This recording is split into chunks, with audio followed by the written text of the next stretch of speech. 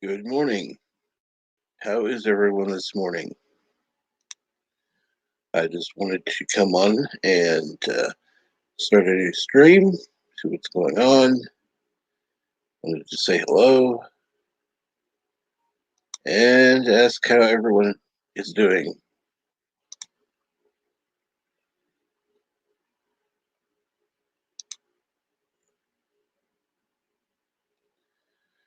And I wonder, let me check, send out a notification that I'm online.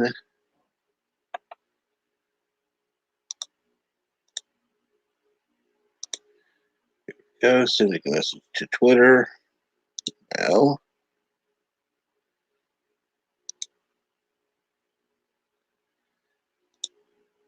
Hello, Jeff Franklin. And how are you this morning?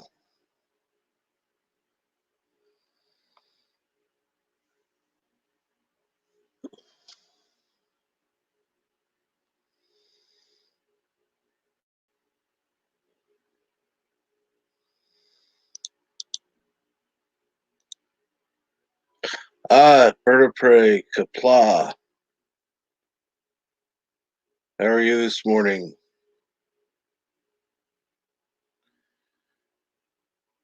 Fenmore, greetings. And how is work going today?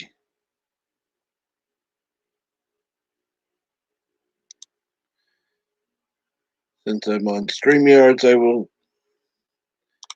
yet again throw out the link for anyone to join.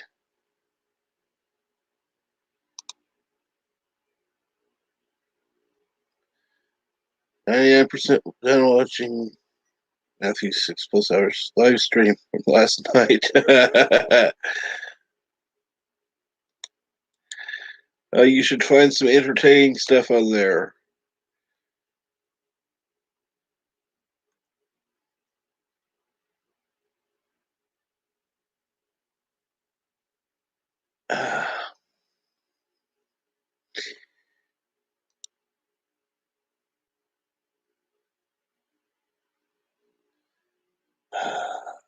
Yes, I understand that feeling, Jeff.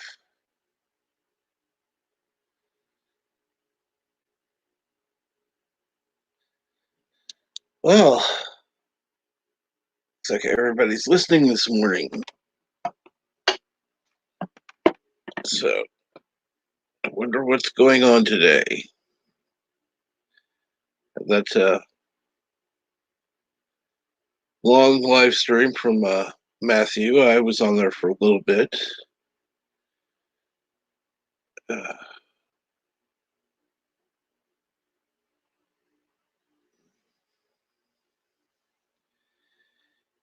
it's just been an interesting morning today for me. And greetings, number one sci-fi. Thought you were going to be busy. So how are you doing? And number one sci-fi is in the back room. Hello. Hello. And what's going on today for you? Yeah, not much. Same here, actually. Kind of why I decided to just get on and talk a little bit. Yeah.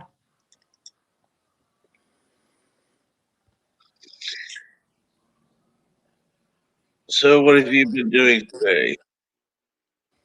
Well, working, but I'm taking a break right now for a little bit.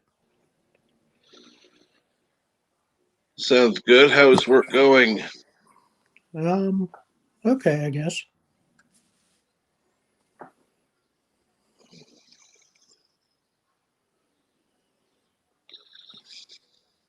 Yeah, it's just my arms and neck and stuff like that that's bothering me like crazy still.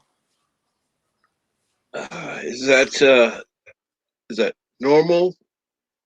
Uh, it's I don't been know. going. It's I been don't. going on since before I had my surgery, but Mhm. ever since my neck surgery, it has gotten way worse. Oh. I didn't know if your doctor had mentioned anything or if it was something that was, a side effect of it or what exactly was going on. Yeah, well, I'm wearing now. I gotta wear these pads on my neck to stimulate my muscles, I guess, or whatever, or my Right. nerves. So I'll see if that makes any difference or not. Eventually. It should, of course. Doesn't should make a difference.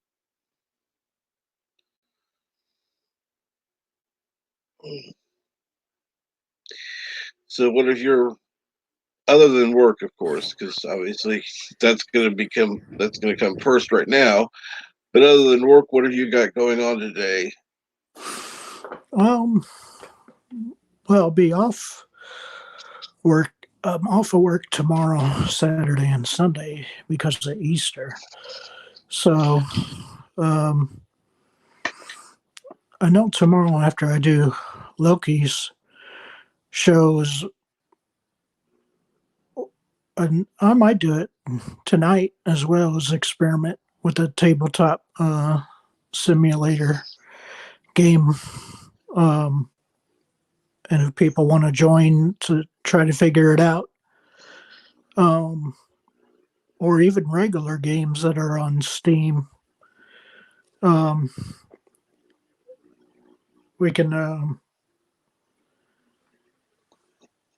yeah, we can always try to figure out how to play certain games and stuff. Of course, that sounds like would be a good time to just relax and play a game. Because I got like Risk and Uno um, downloaded as separate games too. So, but they're on the tabletop simulator. Plus, that also has like the poker and the Monopoly and stuff like that. Right. So, um, yeah, it's just trying to see which is the easiest and most stable way to host something like that. I'm gonna experiment with it. Yeah, probably today and tomorrow a lot um, to see which way is the most stable. Of course. That sounds like a fun time. So, what game are you going to be trying out first? Probably try.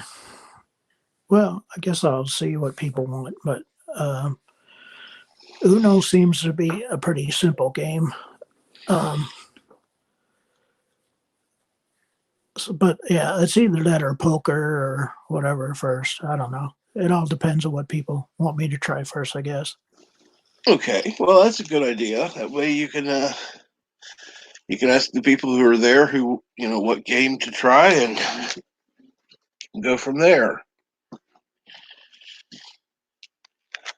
Of course, I do think that obviously Uno would be the simple choice. That way, there's no it's not as complicated as poker might be, or I don't know about the other games, but um, it's pretty straightforward. It'd be a simple game to try, and probably is going to be less uh, intense, less less difficult to process the game. So that would be a good thing for trial. Uh, so you're going to be on Loki's show tomorrow. That's good. I'm definitely going to make sure to tune in, as well, I can't say I always do. I always try to. Sometimes things happen around here. Of course, that happens when you have three kids under the age of 8. Yeah, my son will be, his birthday's tomorrow as well. He'll be 17 tomorrow. Wow. So, Yep. I want to do obviously something, with him as well. So it all Of depends, course. This would kind of be a sucky time to have a birthday. Particularly for a teenager. Yeah. It's like, yeah, I'm sure we'd rather be hanging out with friends and, doing some fun stuff. Because, what teenagers like to do. Well, he's into video games like crazy, obviously. Well, that's good.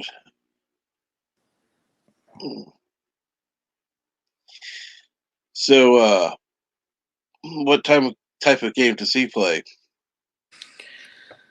Well, obviously he likes the Mario games on the Switch. Um, that's probably his favorite. Um, Cool. but he likes playing Forza on Xbox or you know, I guess whatever Assassin's Creed, Grand Theft Auto 5, you name it, I guess. Yes, Mr. Lundell, same group of bored nerds. You're right. You're more than welcome to come on. I sent the link. I'll send it again.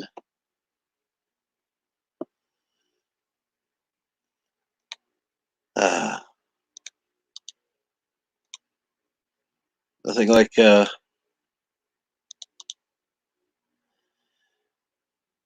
see here. There we go.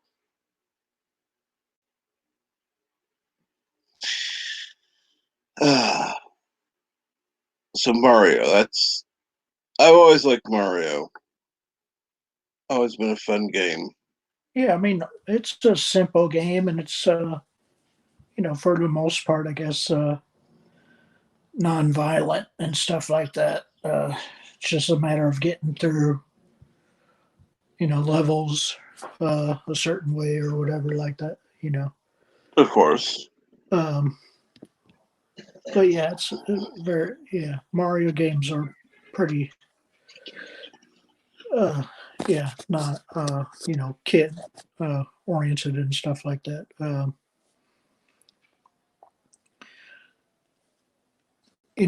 And he's also been playing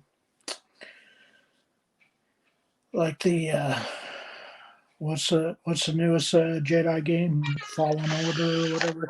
Yes. Yeah, yeah, been playing that a little bit as well. So Well, that sounds like fun. Hey, Trucky Gal. Yeah, TV kind of does suck at this time of day, anyhow. Not much to watch. I mean, I guess you could always watch the news, but personally, I'm trying to avoid the news. So, yeah, I don't even watch the news anymore either, really.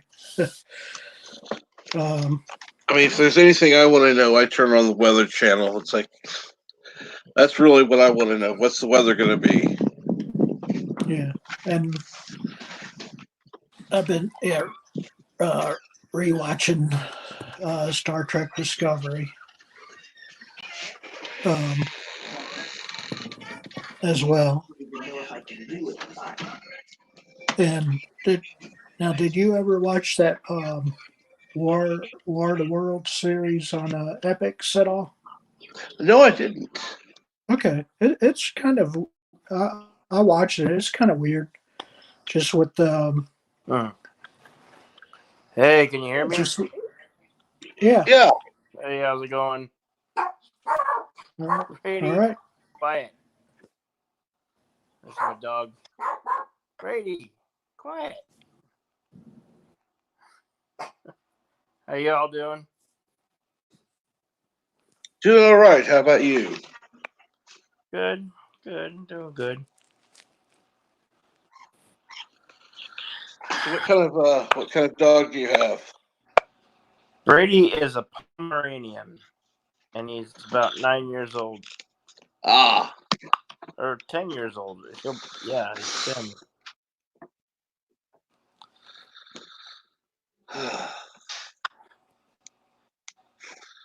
so she's finally slowed down, huh? What's that? I said, has she finally slowed down? Pomeranians are usually active. Yeah. Oh, Uh, he likes to play ball. He'll chase the ball all day long. You play with him. Good morning, Mr. But Lundell. he got bad teeth and always bad breath. That's the thing about Pomeranians. Oh, yes. Howdy, everybody. Hello.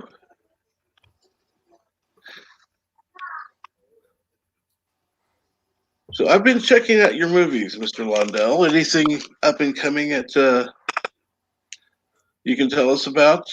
I got a double feature today, starting at 11, and then the next one's at the usual 1 o'clock. Awesome. So I don't know. To me, it's fun. You know, I'm not trying to make a living off of flipping YouTube. I think you're insane if you try. So yeah, to me, these are movies. I mean, movies I grew up watching. You know, Of course. and that was the fun thing. And being older now, they become like a guilty pleasure Of course. because I mean, you look at them now, the dialogue, the cheesy sets and what passed for special effects. Come on, So, And some of the costumes. oh, Some of those are. especially the costumes, and I mean, what gets me, especially with the Italian sci-fi movies, is the techno babble. They just could not get it right to save their lives. Yeah. I can't hear what you guys are saying. Weird. I wonder what's going on. I could see Mr. Liddell, but can't hear him.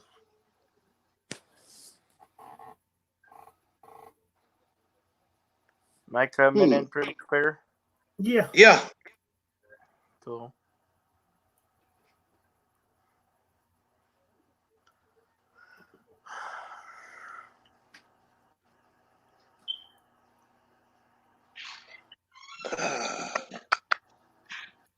So, Trekkie Gal, are you working on something today?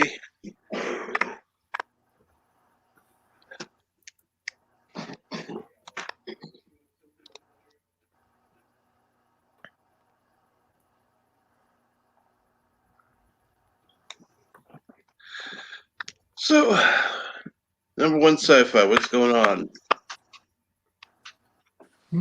Not much, man. Yeah, we're in a real exciting group, aren't we? Yeah. All right. Yeah, I gotta get back to work, but I'll come back in and listen when I can.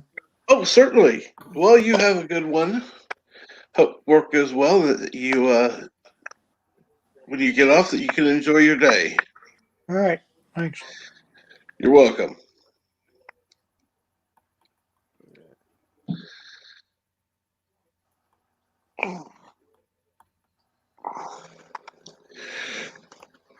So, what have you got going on today, Mr. Lundell?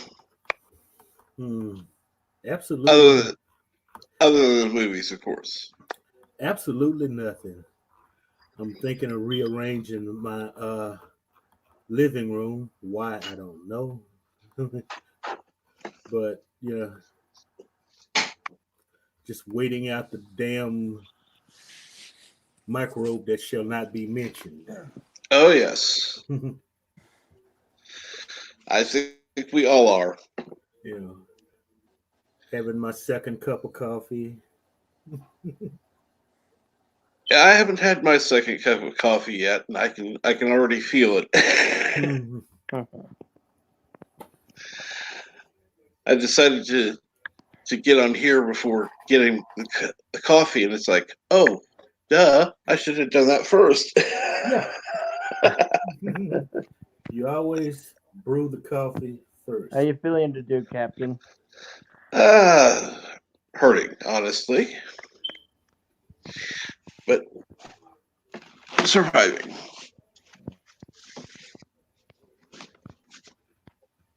And, and how about yourself? How are you feeling? Good. You know, ain't a whole lot to do. I have options of internet stuff, and we're watching something on one of the major streaming platforms, movies, or go back to doing some cleaning or doing the dishes. You know, the general things. Oh, yes. It's always nice to have something, different to do, like get on here. Yeah. Well, I really want a job, but jobs are kind of not a thing that's going on right now. You know. Exactly. It'd be, I've been out of work for too long, man. I need a paycheck. yeah, understood. Well, I'm hoping to produce content and do YouTube, and maybe that'll eventually work out for me and lead me to things. And of course, I'm starting to write scripts, movies, and whatnot. Good. Yeah, and stories and So, what kind of stories are you working on? uh, a variety of sci-fi and horror. I'm good. I'm gonna dabble in a lot of stuff. Cool. And I really like fantasy and the horror genre, and then of course sci-fi. Of course. Yeah. I gotta let Birdie out. Come on, let's go.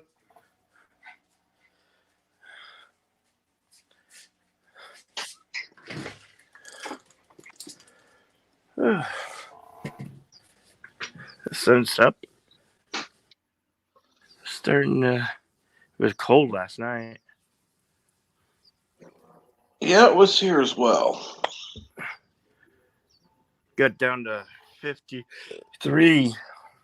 Supposed to get up to 60. I think 68, and then taper down.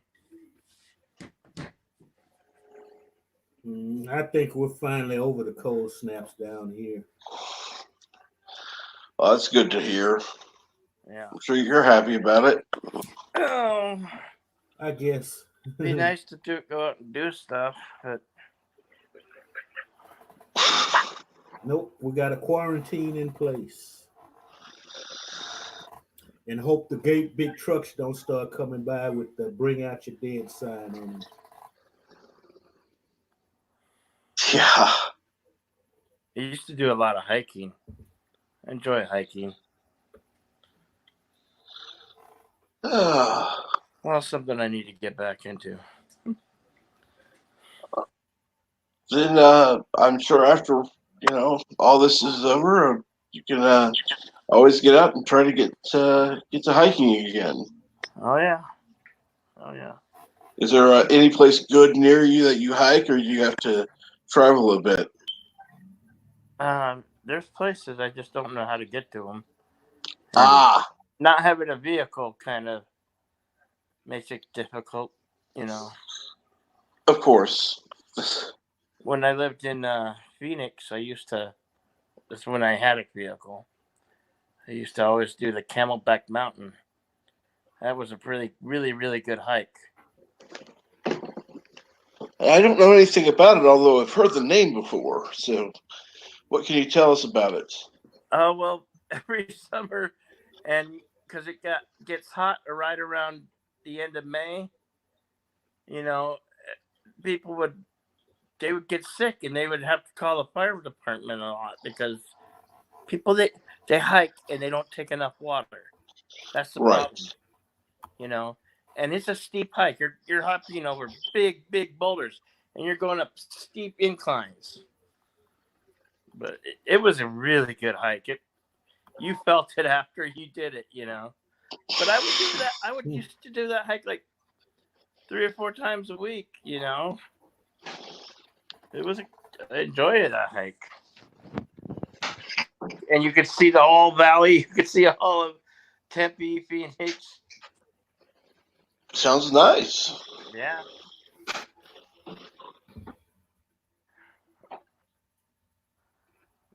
So what kind of scene do you need, Trekkie Gal? Is it something that you're working on for a client, or is it just something that you just doing for fun? And if anyone hasn't seen some of Trekkie Gal's work, you can always check out my Discord page, which I do have listed, or will have listed in the description below. Cool. Check that out. And that way you can find out some, because she's got some really good pictures that she has made. They are absolutely beautiful.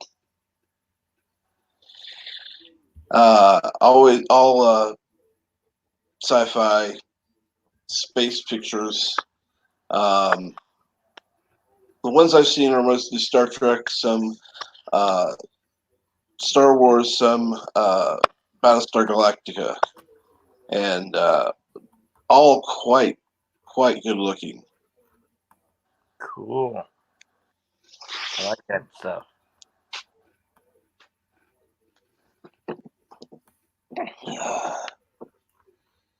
Some of them are just the static picture. Others are I can't think what they're called now, where they've got the motion, and it's quite interesting to see. Let me go ahead and, since I mentioned my Discord, let me go ahead and throw it out there.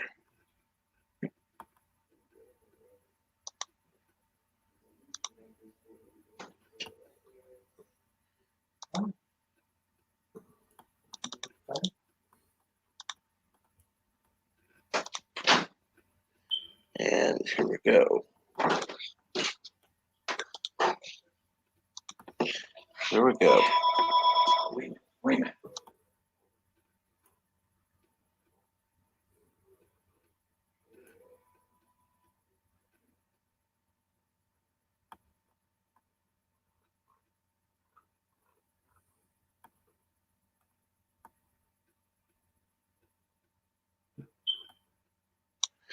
So what's going on there? All's quiet.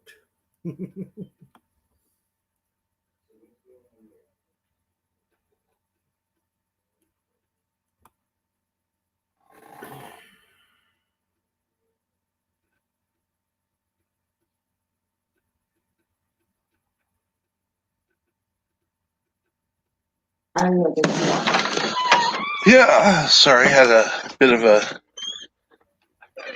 commotion going on here, and so I had to mute for a second.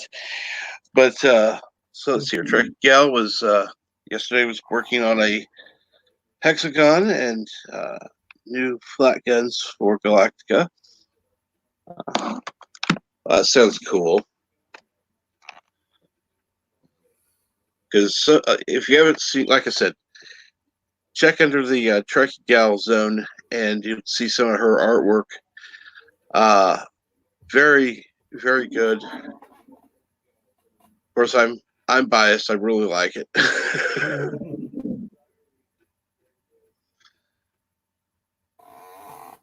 And good morning, LDG. How are you this morning?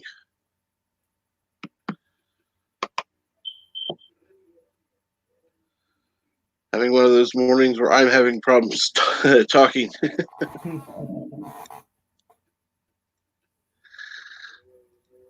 I watched this. I've watched several of the movies that you've put out on your, for people to watch, Yeah, and I'm surprised at how, well, the movies from the same time period and older, the ones that were, well preserved, are obviously, you could tell, yeah, and the ones that aren't, it's just like sometimes you just watch these things. It's like, God, how long will these last? Because they're, well, the reconditioned copies of them out there, I just haven't found them right, because one upload, Carnival of Souls, that was a refurbished copy that I uploaded. right. But I mean, like the old Italian sci-fi movies, it's hard to find clean copies of those. Yeah. But like, and many of the like B movies from the U.S. from the 50s, this is, it's starting to a lot of those are starting to be cleaned up. And I guess I'm not that good at it, at computer stuff. So maybe somebody out there will grab some copies off of my channel and fix them up and make them pretty again. That would be nice to see. Because some of these, it's like, okay, maybe they're not the uh, number one out there, most popular movies, but they're still entertaining. Yeah, they are. Especially the ones that took themselves serious. Oh, yes. There was, it was bad, but they took themselves serious. And that's what makes it great. Oh, absolutely. Absolutely. I love watching movies. And I still have my collection of VHS tapes, and you're gonna have to rip them out of my cold dead hands. Same here. Oh, and yes, I still have some of them on DVD as well, but I don't know. It's just some of it have been harder to find on DVD in the past few years, at least. Yeah. Really, I think there's just going to have to be a resurgence of that because it's so much of that that's public domain now, and anybody can use it except for like music in them. Right. A couple of assholes that are just holding on to a soundtrack or two that nobody cared about in the first place. But other than that, maybe somebody could. I mean, some of these movies they could be, rebooted. It would be so nice to actually see that happen because I remember watching that one. Oh, I'm so bad with the titles. It reminded me of it came out the same year as Star Wars. It kind of reminded me of a Star Wars type movie, and it was just the visual. I mean, you could tell originally they really tried their best to do everything, but the years have not been good to the film. Yeah, well, movie Star Odyssey. Yes, that's it. That was like a Star Wars type movie, and then you had this Turkish movie where they just ripped off Star Wars. I mean, you look at it. I mean, the scenes from Star Wars all over the place, the music, and then they try to do some kung fu theater type stuff in there. I mean, it's I'm ashamed to show it on the channel. That's how bad the movie is. So. I wouldn't be at all. No, that one. No, I have my limits. Okay, there's a threshold that I will not cross, and the Turkish Star Wars is that threshold. It must be pretty bad then. Just put it in the search engine, it'll come up. I know a guy that's got it on his channel. It's just, I mean, I was like, there is no way I can ever show this.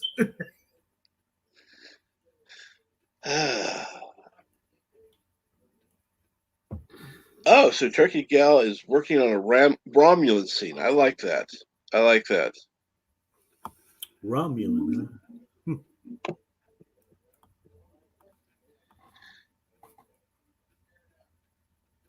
So are you going to be going on soon, LDG? My mouth is not working right.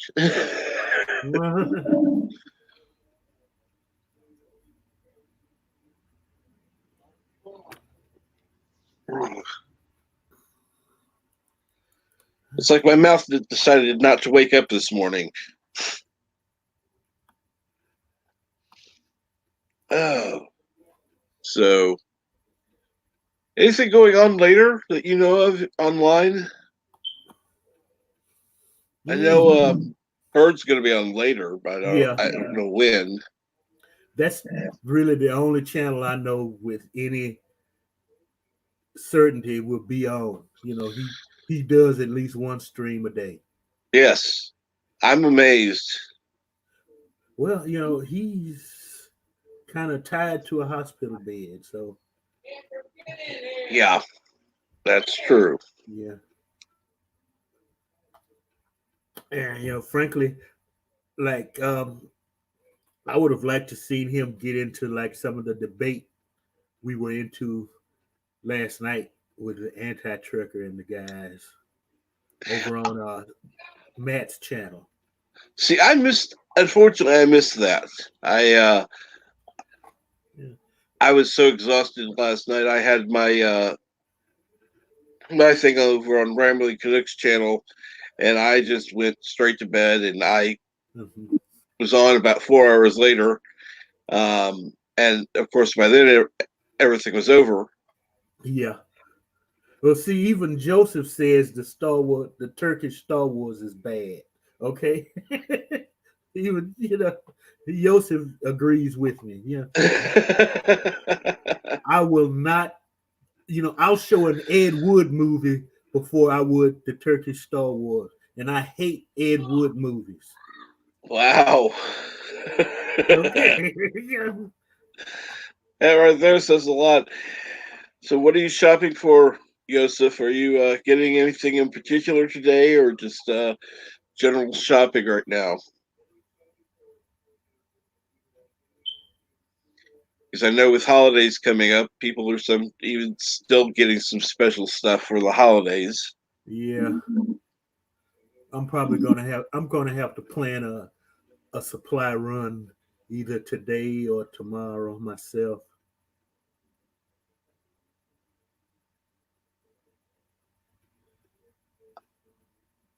Oh, I don't think. I don't. No, look, I will not put that movie on my friends. I will not. Okay. The bad B movies, the bad B sci-fi movies are just a guilty pleasure. It reminds me of those Insomniac days as a kid when I could sit up late at night because my folks knew I wasn't going to sleep any damn way. I just had to turn the volume down. Of course. See, and no, I won't do y'all like that. Yeah, like I said, just put it in the search engine. It'll take you to a channel where the guy has it up. You can watch it. And if you're still friendly with me afterwards, it'll be great. I'm trying to warn you right now. Okay, stay away from the Turkish Star Wars. I have some respectable low budget B movies on my channel. Okay. Yes. And I can point you to other channels that have respectable low budget movies that you can watch. No, not the Turkish Star Wars. You know, not that. Star Odyssey. Watch Star Odyssey if you want to see a different interpretation of Star Wars. Please. Yes, I saw that, and I actually kind of liked it. Yeah. It's just I wish I could find a refurbished copy of it. Yeah, It's actually not really too bad a movie. You know, no, you could actually, in a drive-in setting, you could enjoy that. oh, absolutely.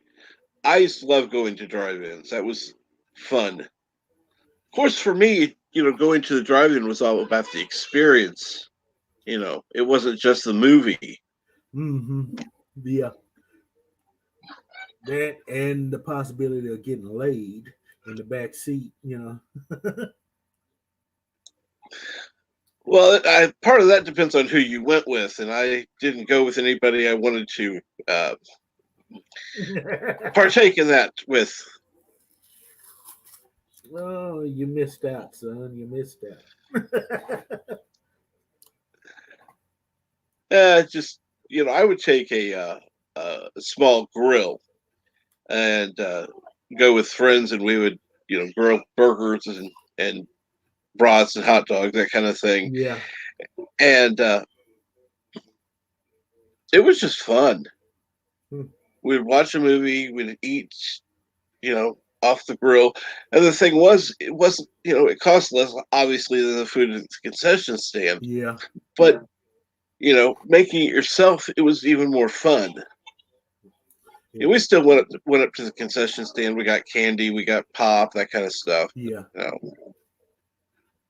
But sometimes I wonder just how viable a drive-in movie would be in today's society. Well, because of these damn lockdowns, it would be great because you're in your car, you got your own little cocoon. Exactly. But what about afterwards? Okay, when the social distancing rules are null and void. I just wonder sometimes. Well, I think people have gotten out of the habit of doing it. They're, you know, um, it, I miss going to the drive-in. I don't have one near me anymore, which I used to. Yeah, I think the last one burned down in the '90s here in Dallas. See, I used to live in well, Kansas City, Missouri, and there used to be a ton of them, Yeah. and they slowly dwindled down to you know 3. Uh-huh. They're the ones that are still there are pretty nice, but it was nice to have 6 drive-ins versus 3. Yeah. I mean, there were several growing up in this area. There were several just within the city limits of Dallas. And they all closed down for whatever what reasons or another. When I was a kid. So and then the very last one. I mean, it was the one of the news stations here. I mean, they kind of held a vigil for it when that happened. It was a fire, and then like the next couple days, there were like 10-15 minute stories about that drive-in Yeah. because it was the last one. That's where Wow. that's where everybody went to see, you know, the Guns of Navarone or Run Silent, Run Deep, and I don't think anybody saw Star Wars there. They all went to the, theaters for that. Of course. Uh, But it would be interesting to see if those could actually make a comeback. They I would would be like to see fun. that. Yeah, they would. It would be fun, and it's something you could tell your kids. We used to watch movies like this too. Exactly. I mean, no, it wasn't all just sit on the couch and point click, onto Netflix. No, we No. actually had to get up and go out to watch a movie sometimes, and it was fun because Oh, yeah. we got to see all our friends because we'd all get the same idea at the same time. Let's go watch this really bad movie. And yeah, you're right. It was about the experience. It wasn't just Yeah. about the movie itself. True. And it's been a few years since I've been out to the movie theater. Yeah, see, that's another thing. I fooled around, got a Roku. I don't even care to go out to theaters now because you wait a couple months, it's gonna be on Netflix anyway. Yeah. And now, since this thingy that shall remain nameless is out, they're talking about releasing them even earlier to streaming services. Which I find kind of questionable because it's like, what are you going to show when it comes time to reopen the movies? What is so much stuff down the line. I think the theaters will be all right because like the next big sci-fi thing is Dune, and that's like November, and this should be all over by November. I certainly hope so. I certainly hope so. It'd be nice. No, it will be. It'll have to be. Okay. I'm sitting here out of work. Okay. It's gonna have to be over by then. And I don't see myself trying to do a work at home job. I'm used to being out interacting with people. Oh yeah. When it comes to work, So, I'm hoping the El Trumpo is right that we can get this up and going by the first of next month. Otherwise, I'm going to be Jack Nicholson with a fire axe.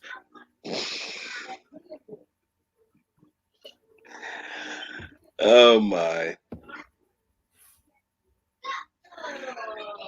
So what's going on, LGG? Anything going on today? Anything on your schedule? Are you going to come online or?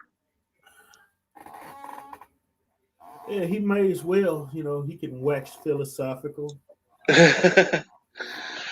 Well, let's see here. He has helped me some with my computer, even though mine wasn't as bad as Rambling Canucks. Yeah. Yeah, and now he's not having to restart as much, which is good because makes it a lot easier. I mean, there have been a couple of times I know he's had to restart in the middle of a stream where, because the computer would just be like, no, this is enough. Yeah. I got a PC like that in the living room. I'm just gonna have to get rid of it and get a newer one because I've tried to do this on that one, and everybody talks about the bad lag. This laptop I have in the bedroom seems not to have a lag to it. Right. But I hate doing the stuff on this laptop. It's just something about a PC doing this stuff that's fun. So maybe it may be time just to buy the big honking gaming system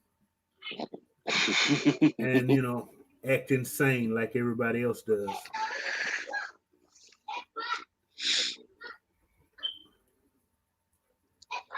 Oh, nothing like it. So what kind of coffee do you have? Folgers Black Silk. Oh, I love that. Yeah. Since it's hard to find the dark roast anymore, but they have the Black Silk. Yeah. So I buy the Black Silk. See, there are times it's hard to find the Black Silk. So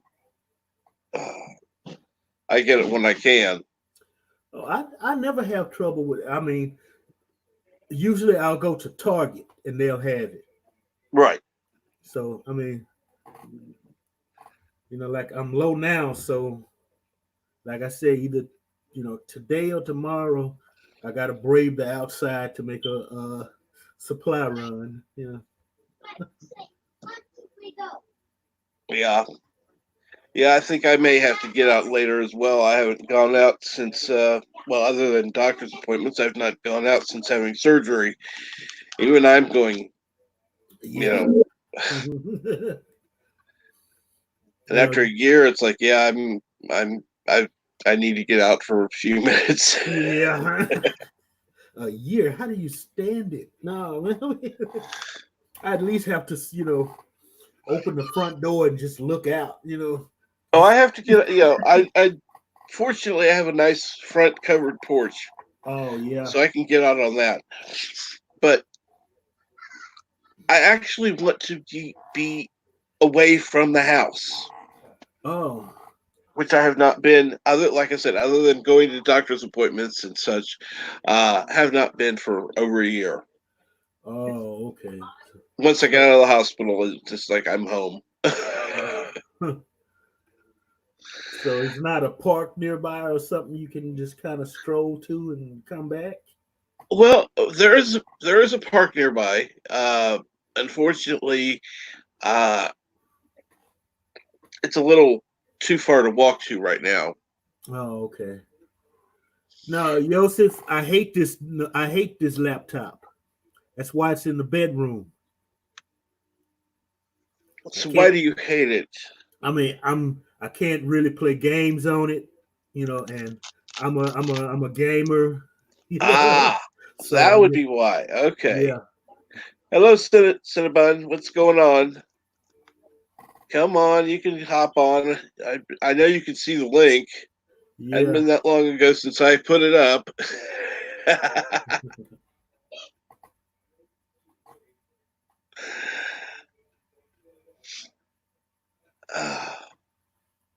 So you said it's going to be a double feature that you have.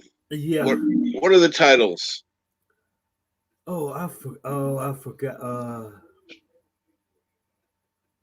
One. Okay, one is it's a. I forget the title, but it's a space vampire movie with Dennis Hopper and John Saxon. You've seen it. I bet you have. I'm sure I have. Uh, and the first one is it's one of those Italian gothic horror type movies. Made on the cheap. They spent about $50 to make the movie. So those are usually the best ones. Cobwebs everywhere, bad dialogue. And they raided some costume shop for clothes. And so you'll like it. Trust me. You check them out, you'll love them. A couple of times the kids leave and probably be quiet because the incidental music will catch them and they'll be glued to the set. You'll love it. Oh, I hope so. That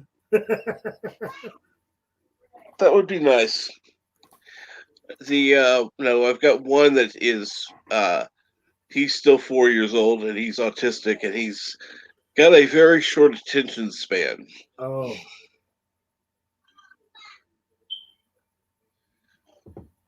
The the other two have much longer attention span, so they would do well watching.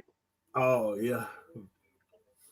And that's something I actually my oldest niece, okay, when I left the army, she was like 2 years old. And I actually got her into she's a fan of this stuff today Yeah, because of me. cool. So, Cinnabon, are you going to be streaming later?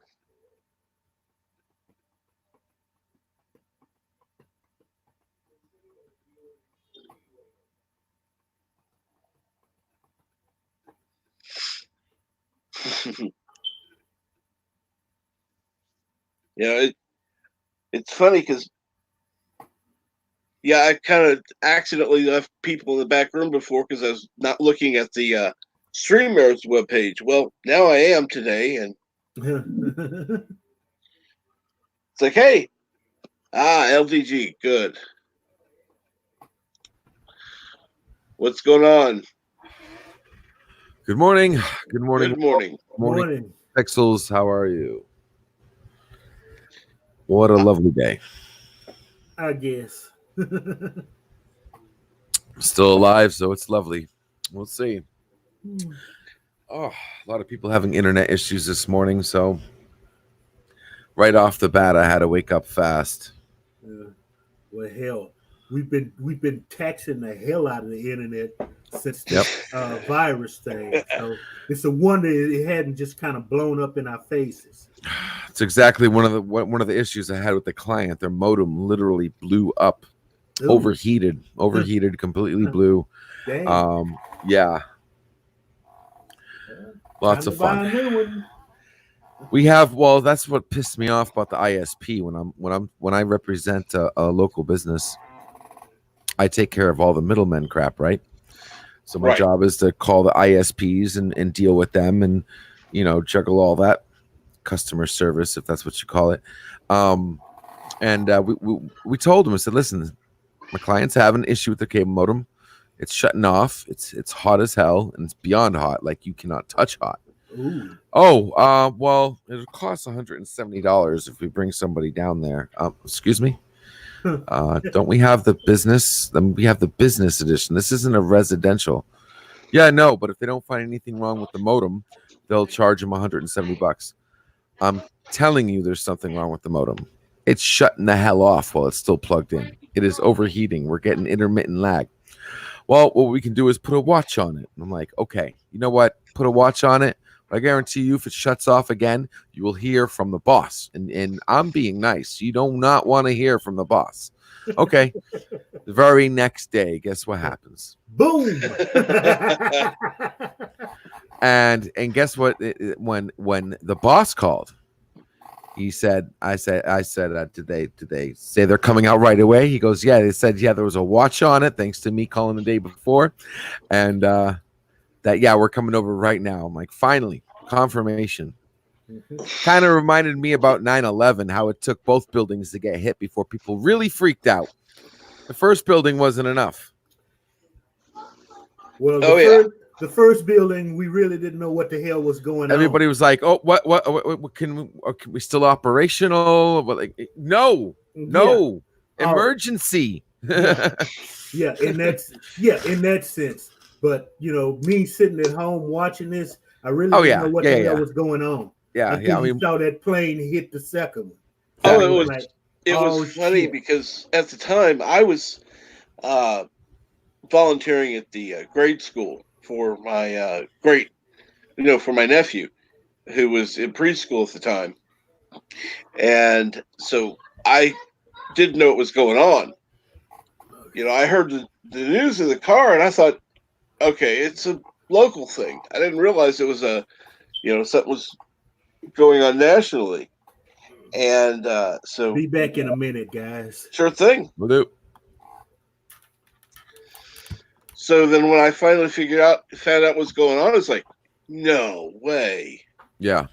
And it was horrible. It's not like everybody didn't know what was going. Like, an airplane just hit a building. Okay, so we knew something was going on, but it was just like that. I don't know if it was that moment of disbelief or if we didn't know if it was.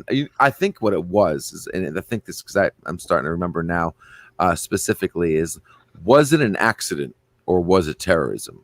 Right. And we didn't know until the second building hit, and then it was like, boom, okay, terrorist mode. Everybody duck for cover. This could be more. Blah blah blah blah, et cetera, et cetera. Exactly. But so he's going to be getting a new cable modem. We'll get him fixed up. But it's just a pain in the butt sometimes dealing with these companies trying to save money. Oh yeah. And it affects their customer service, and especially when we're talking about, okay, your ISP, they have warehouses filled with these cable modems. Oh yeah. Okay, they have them. I've seen them. I've seen the places. You know, it's like Mickey Mouse with his head off. I've seen how cable companies work. They got a little bit, and I'm not talking about like the Matrix size, you know, cable. I mean, they got little mini warehouses filled with these cable modems. People come pick them up, use them. 9 times out of 10, you're not even getting a new cable modem anyway when you get your ISP.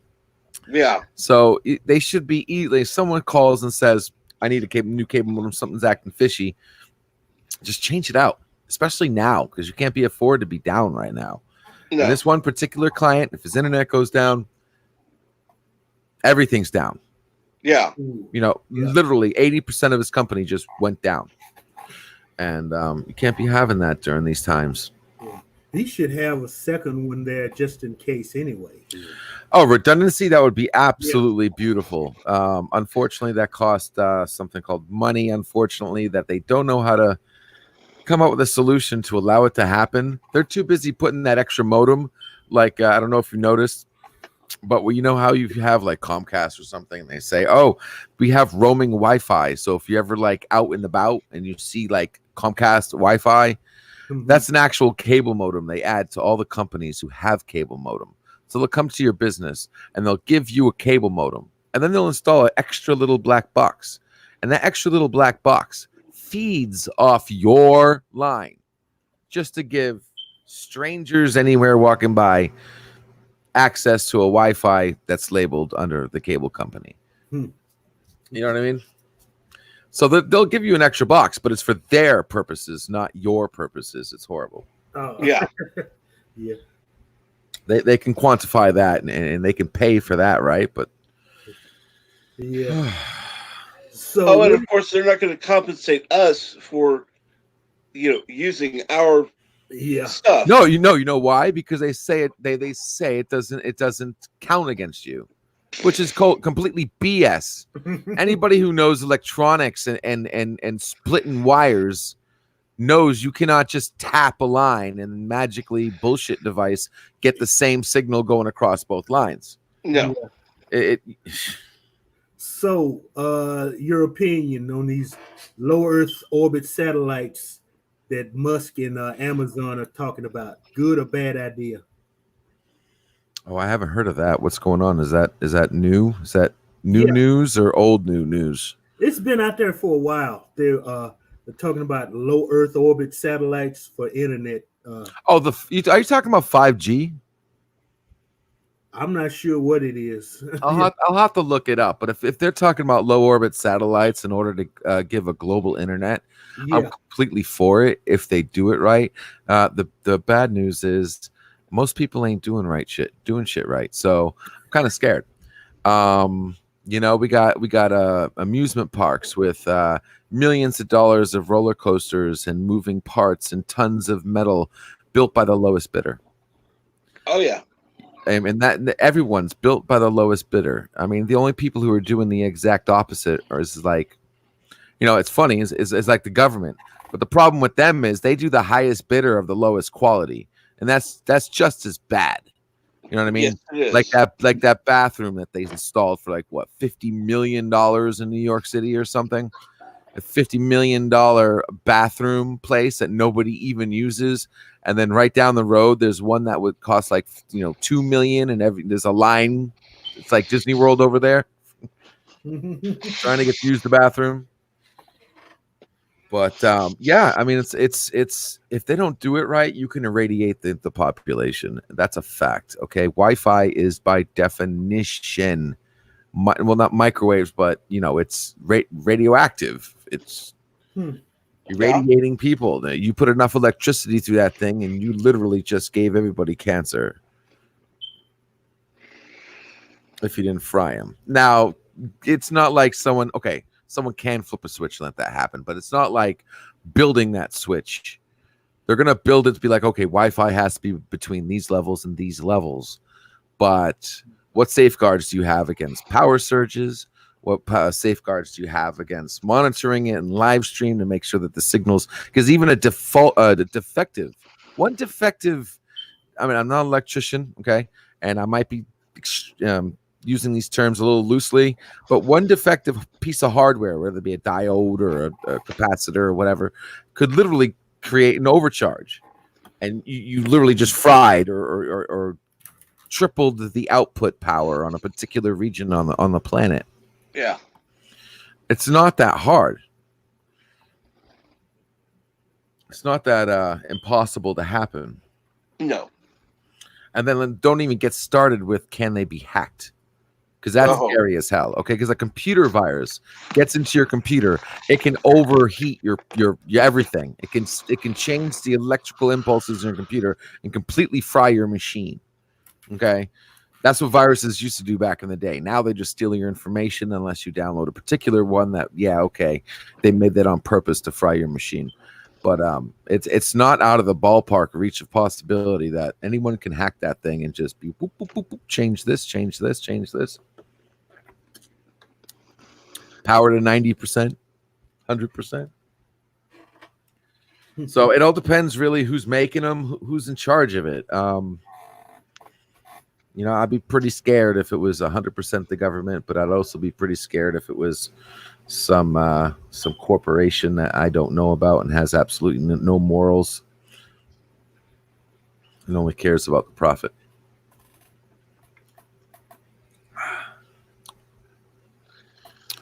But I'll look that up. Too. Yeah, I'm gonna look that up though. It would be great though if you had global Wi-Fi. That's game over, and that's you're just opening up the line for the ultimate end user. And that's what we're coming to right now. A lot of people don't know it. It's not being talked about, mainly because the companies that have the servers right now, like Facebook, YouTube, and Google, they want to stay in the position they're in right now. The idea of an ultimate end user program would change the face of the planet, because it would remove the power from all the servers and give it to the user, you, me, everyone. Ultimate democracy, ultimate power, being able to actually say, reach out there. Global Wi-Fi would change the face of the planet if done right. Oh, yes. Imagine being able to know every single one of your friends and relatives when they have a heart attack. and imagine knowing that when you find out and you're notified of this, that you already know the ambulance is on the way as well. And that's just one idea you could think about. If we had global Wi-Fi, we could have that kind of freedom to know that if you're about to have a heart attack, not only do your friends are notified that the ambulances are on their way already without having to make a phone call or speak or worry or what. Exactly. Kapla, Bird Prey 5. Kapla. Greetings. I assume that's if I opt in to share my health with all my friends and family. Yes, it is one. Yeah, absolute freedom with absolute security does say that you would have to say, please share my heartbeat with these people and not just everybody. And if you choose not to share with anybody, you're on your own. At least I hope you choose to share it with the local, local ambulances and stuff at minimum. They'll get rich off my data somehow. No, absolutely not. The ultimate end user program would you would control your own analytics. It's like Robinhood, man. Take away from the greedy rich Google, because they're making billions off the money. They know what time of day my heart's most active. Yeah. They can infer when I'm doing things. No data. They're already making money off your data anyhow. Yes, but there's ways of doing it. You're taking it to an extreme. Just look at. They're going to line up my heartbeat with when I'm on a certain website. Yeah. And they're going to say, aha, now's the time to bombard with certain ads. Look at the ads you get on YouTube. That's another thing too. You would eliminate third-party targeting advertising on an end user program. It would eliminate that. It wouldn't allow that to live.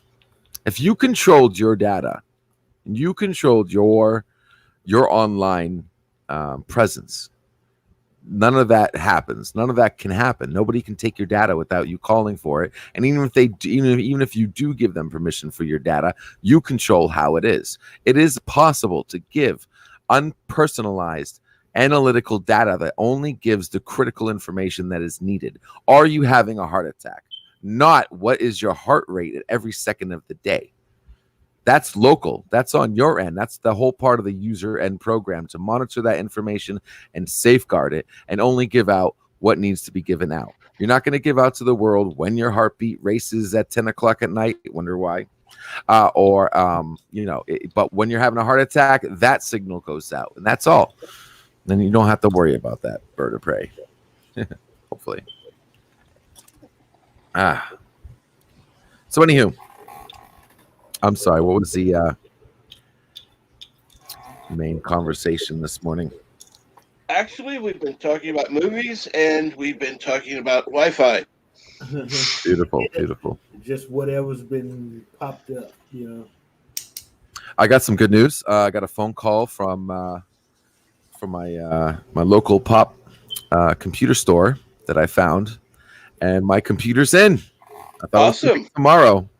Came in a day early. We're just waiting on the delivery of the case, which is out on delivery as far as the tracking number is concerned.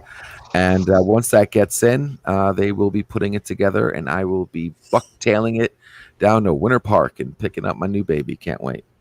Awesome. Cannot wait.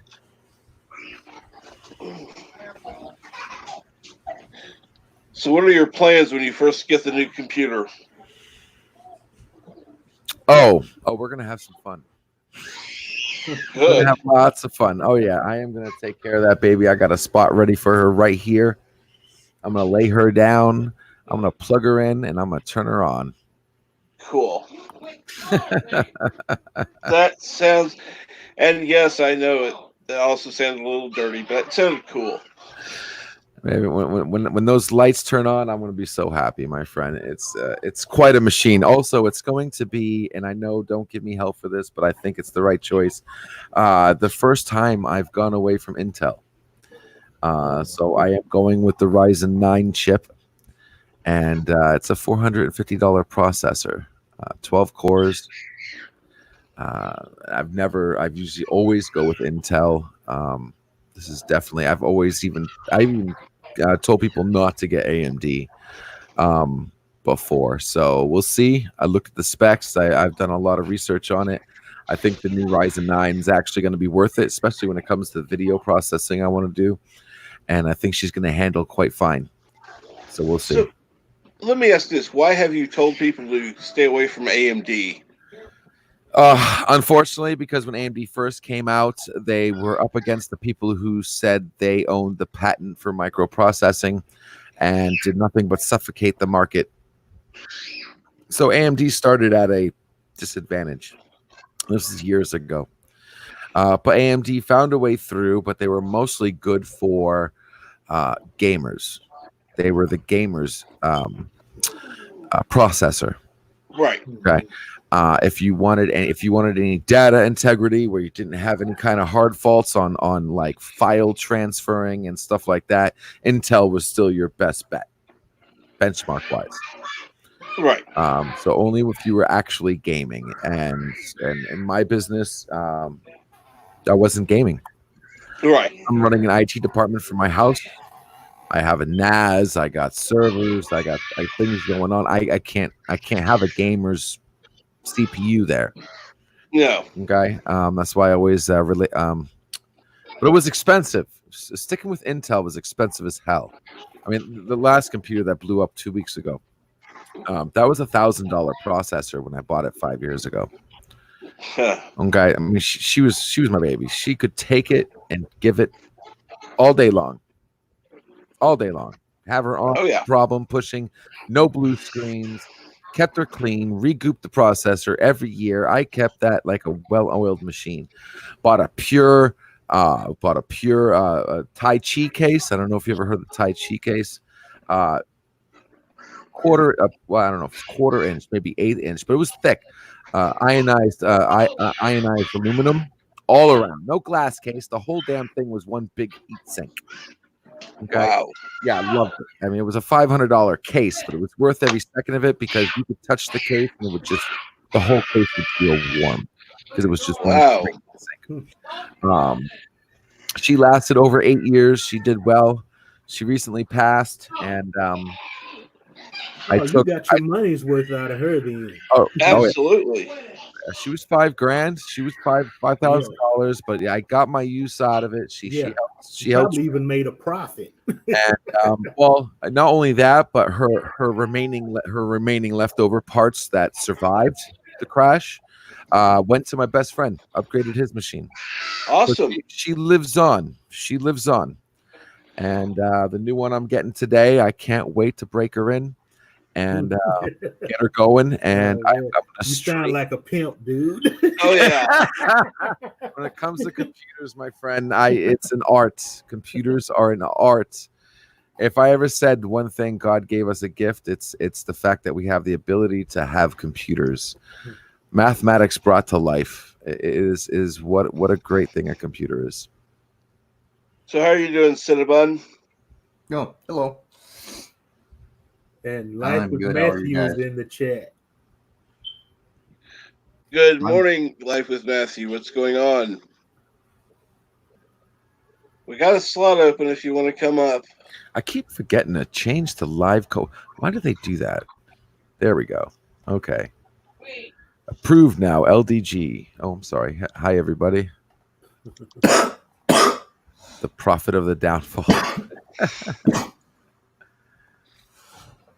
Don't let Ensign Ricky listen here. Don't let Ensign Ricky hear you talk about AMD because he thinks that's king of the hill right now.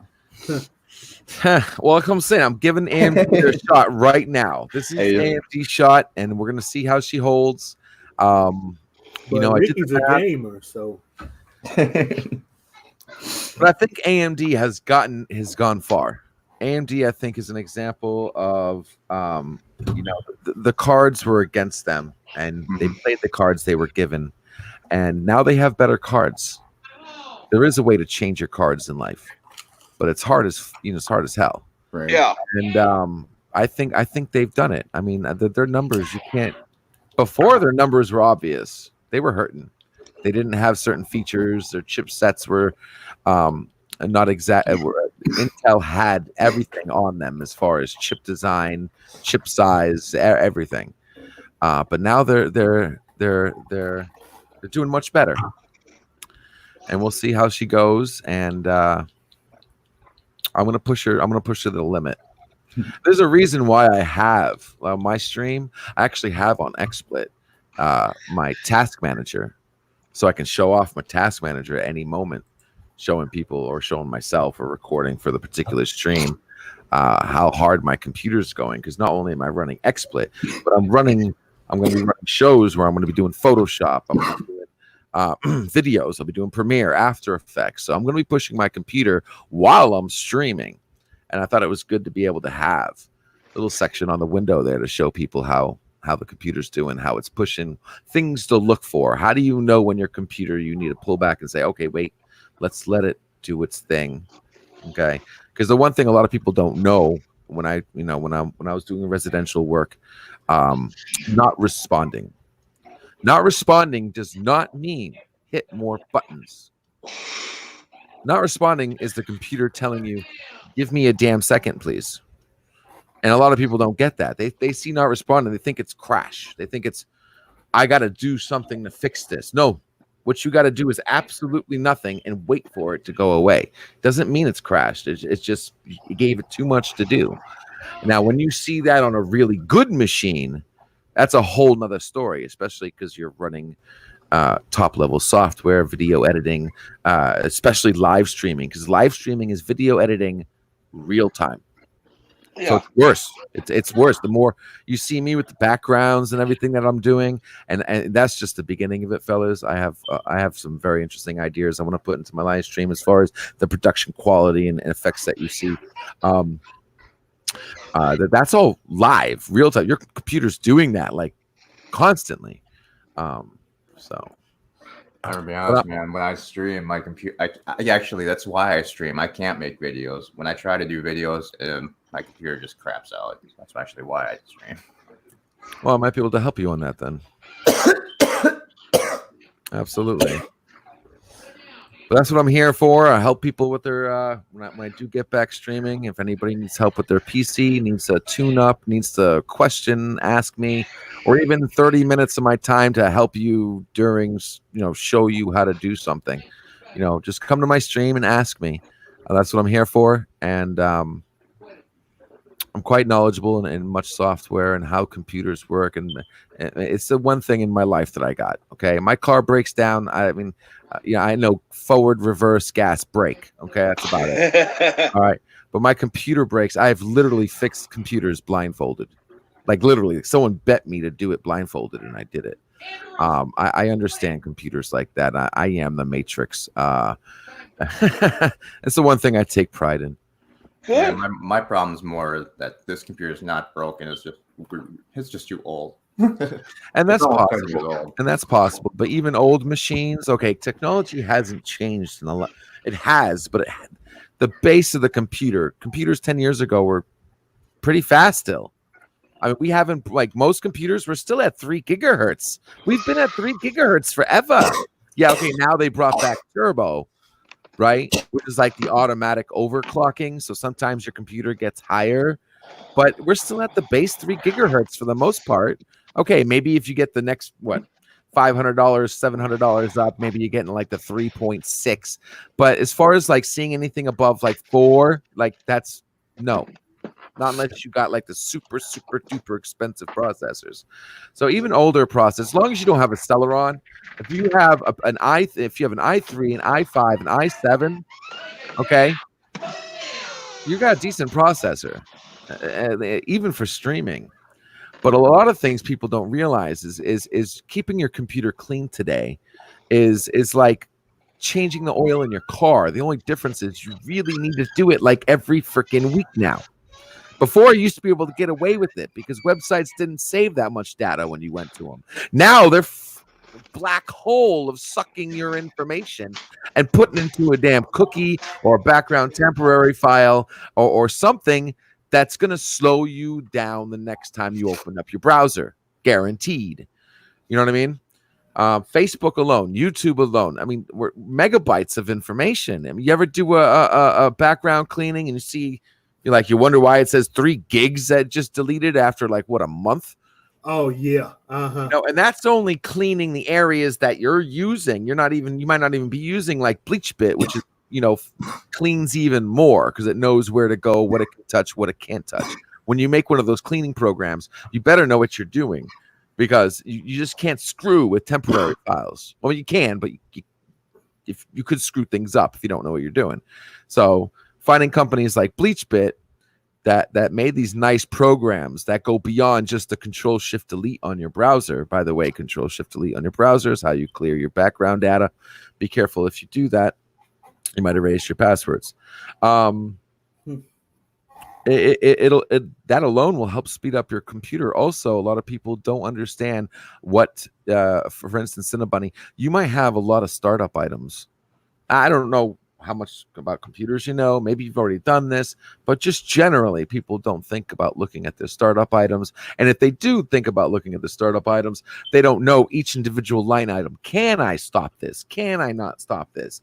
Like if you have Adobe, you can stop the Adobe process from starting. That's CC creation. Because even if you use Adobe, you're going to say, okay, my logic is I use Adobe, so I'm not going to stop that startup process.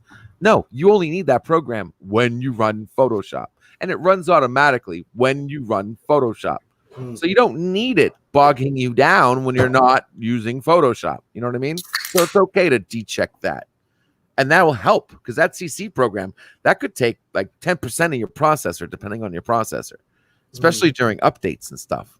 And if you want to turn on your computer just to go online stream, your computer, nope, sorry, I'm going to update first. Wait, no, just disable it for now. When you need to run Photoshop, then it'll do what it needs to do. Yeah, the only thing I have starting up right now is Skype. Skype's another one. Skype, oh my God. You thought when Microsoft bought Skype, they'd fix it. No, they made it worse. They made it worse. When a computer guy needs to look at where's this button that even comes out of that person's mouth, something's wrong. Because Skype, they put their buttons wherever they want to put them, trying to stop sharing, resharing, Yeah. missed calls, error messages. Skype is I have to use Skype. I use Skype. I have no choice to use Skype. But I got to tell you, 40% of my experience of Skype is wishing they made Skype better. No other way Right. to do it. It was better before Microsoft got their hands on it. Yes, it was. Absolutely. Well, see, Microsoft was better than Skype, and then they shut their service down, moved over to Skype, Yeah. and they screwed Skype up even more. Yep. Well, I mean, Microsoft, they can't even get a decent music sharing program going. I mean, look how many they've gone through. I miss Napster. Yes. I miss Napster, and that was made by like a 15-year-old. Serious.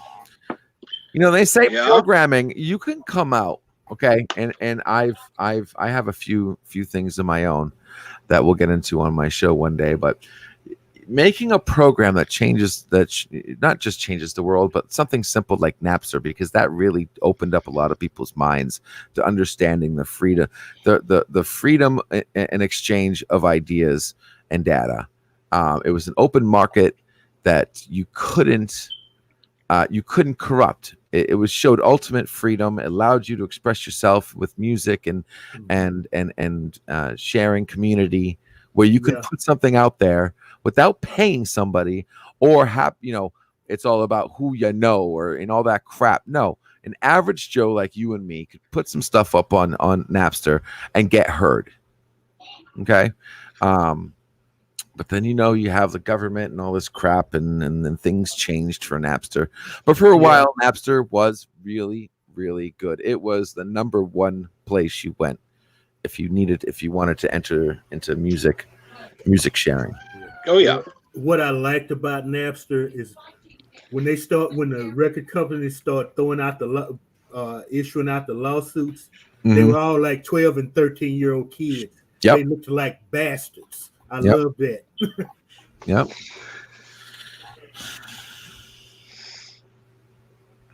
And that's just wrong. They shouldn't even be able to do that. They shouldn't have the right to do that. That is so wrong. If you put out media and you don't protect your own media, it is your fault for doing it. End of story. You're putting your media out there in a copyable form with no protection whatsoever. And then you're going to sue people for wanting to share your expression. The reason why they're sharing your expression in the first place is because you did it so damn good that it deserves to be recognized. But I mean, since the invention of music, it's never been just totally something you can protect, because a composer writes a score, it's performed, you still have that sheet music. The conductor can take that sheet music, copy it, give it to his buddy, and so forth, so on. You okay? Yep. The original composer loses out. Either way it goes. I mean, records, same thing. You however you do it, you're going to get paid as a composer or musician 1, 2, maybe 3 times for it, and then that's it. And that's why I agree that there should be laws and rules as far as saying that you are a creator of an original work of art. But that's where it stops. You need to find ways to make money on that. And the one thing that I just don't agree with lazy copywriting. Just because you did create a song doesn't mean excuse me, that you own those mathematics that created that song. Okay. You created a song. Yes, you get credit for it, that you are linked with the creation of this piece of media. Now, your job to make money on it, that's what freaking concerts are for. You playing it, not you putting it on a copyable form of media and thinking you have the right to sell copies of that data. So you're good against copyright, basically? No, I'm not against copyright. I'm against how copyrights are right now. But I don't understand. If you're saying you make money by playing it, So what if I play it then?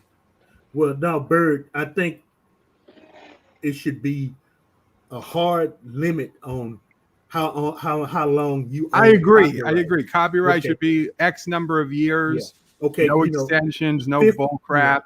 50 years. Okay, you should have made your money on it in 50 years. You or your heirs or whoever. Okay, like On that, I totally agree. No, what I'm questioning is that putting it out there on a copyable format. Every single format is copyable. There's no such thing as a non-copyable format. So how do you protect something, a movie or a song or anything? Because anything you put out, it can be copied. It's impossible to have a non-copyable format. Except for one format you're not thinking about. Okay. Live performance. Is copyable. People record that shit all the time. Yeah. It's right. not the same. It's not the same. You go to a concert, you go to Woodstock, and you have a beta recording of that. No, it's not the same. Okay, but that's not going to keep the music industry afloat. Constant live concerts.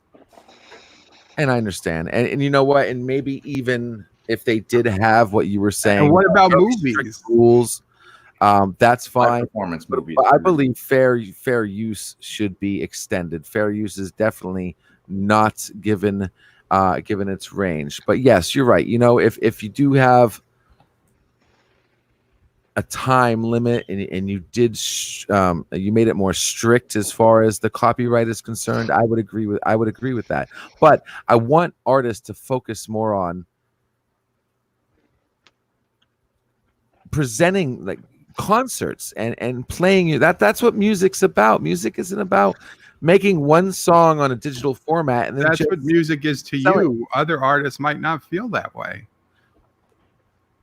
If you do it that way, I mean, you're not gonna get as much content out because every artist is gonna have to get a second job. You have to get creative. There's ways of doing it. There has to be. Well, and I honestly, I think the copyright law is way too long. I It mean, it's insane. And the thing that pisses me off is that you think you insult the fans. If you're the original work, right? People know you're the original artist. Why can't you have faith that if someone else tried doing something like you, that they would stick with you? That's the whole part of freedom. Not necessarily, because there were some idiots that actually thought. I don't want to care about idiots. I'm not talking about the assholes and the dumbasses out there. I'm talking about the general public and the basis of, you know, the basis that sits in every single human. Mhm. I'm not talking about the morons and idiots and assholes that have not ascended yet into intelligent civilization. If we have to put them into the pool, we're all screwed in every single situation.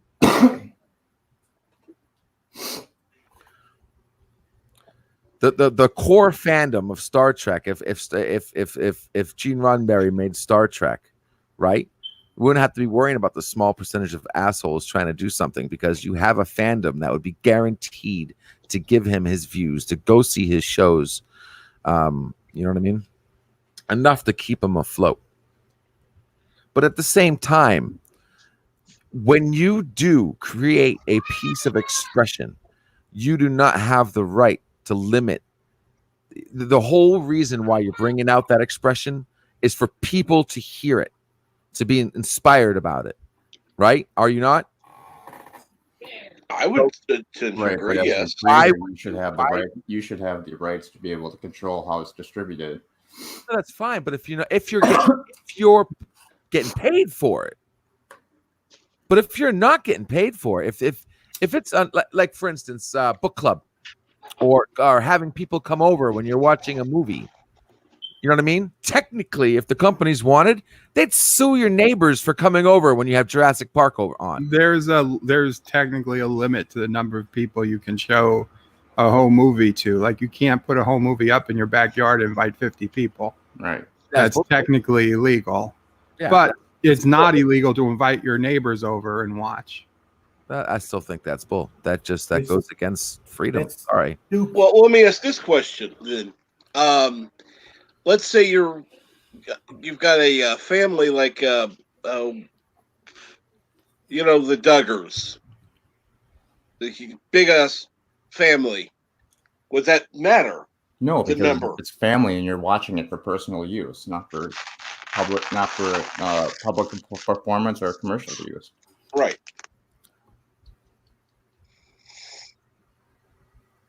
So in that case, the limit would not apply. No.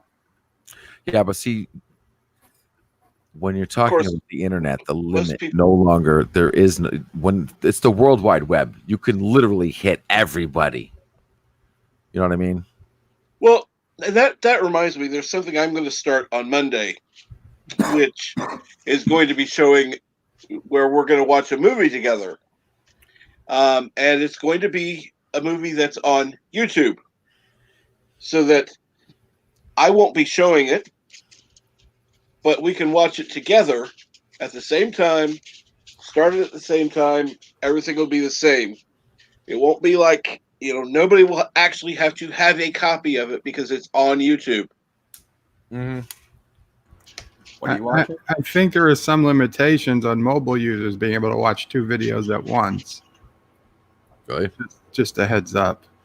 Okay. Yeah, on mobile, if I don't have premium, I can only watch one video at one time. I can't minimize it in the background either.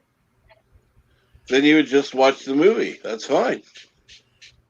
That way, even if you have to get on and talk after the movie's over, we can still have a conversation about that movie. You could side stream it too and get around that particular bottleneck, which I'll be able to do. I will be able to have a streaming server. I'll have to talk to you about that another time, and I would really like to do that. But Absolutely. So do I. That's one of the main reasons why I'm getting what I'm getting. Now I won't be able to host hundreds of people.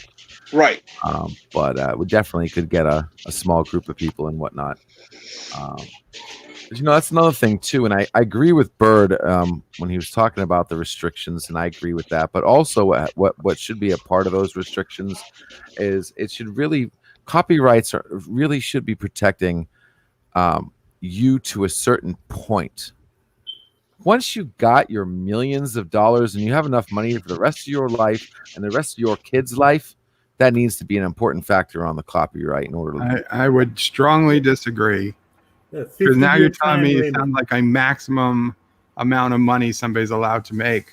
No, not a maximum. I'm saying that if you're you don't human need anymore. No, but you should be. That should be in the back of your head. Why not help out everybody? Okay, if that's a personal choice of the artist, sure, but that's a personal choice the artist could make right now. Yeah, So and how many nobody's artists are doing that right now? Probably not many. And what does that tell you about your so-called artist?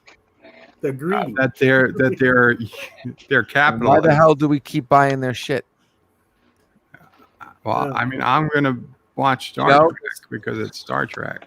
Mm-hmm. I know that much. Yeah. Okay, well, And it's then- it's CBS Trek.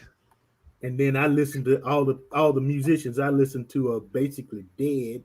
So maybe I'm part of the problem too. It's like I said yesterday, we're all part of the problem. Everyone. Nothing's going to happen until the entire populace enlightens and changes. But I mean, seriously, you don't need more millions of dollars out there. I'm not trying to say you don't deserve to make as much money as you want, but there are people dying. There are people suffering.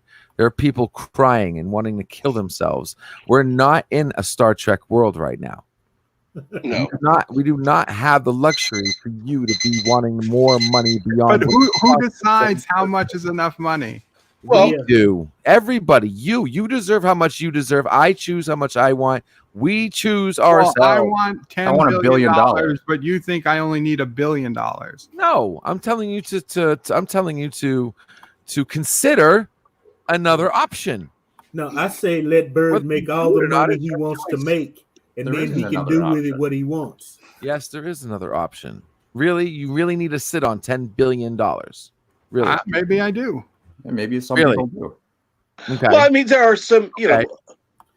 know, But if Bird makes $10 billion and when he dies in his will, he sets up all these funds where poor children can go to college and they have libraries and music and all of this stuff. And that's Who's awesome. to say Bird was a bastard when he was alive? Oh, I'm not saying that. Andrew Again, Carnegie did the same exact thing. When he died, he left the world all of this stuff, and so did a lot of those, billionaire barons that we, history tells us we should hate. That's good. So, I mean, I'm glad at least that much got through. I really am. But again, I don't think that's the norm right now. The norm should not be that.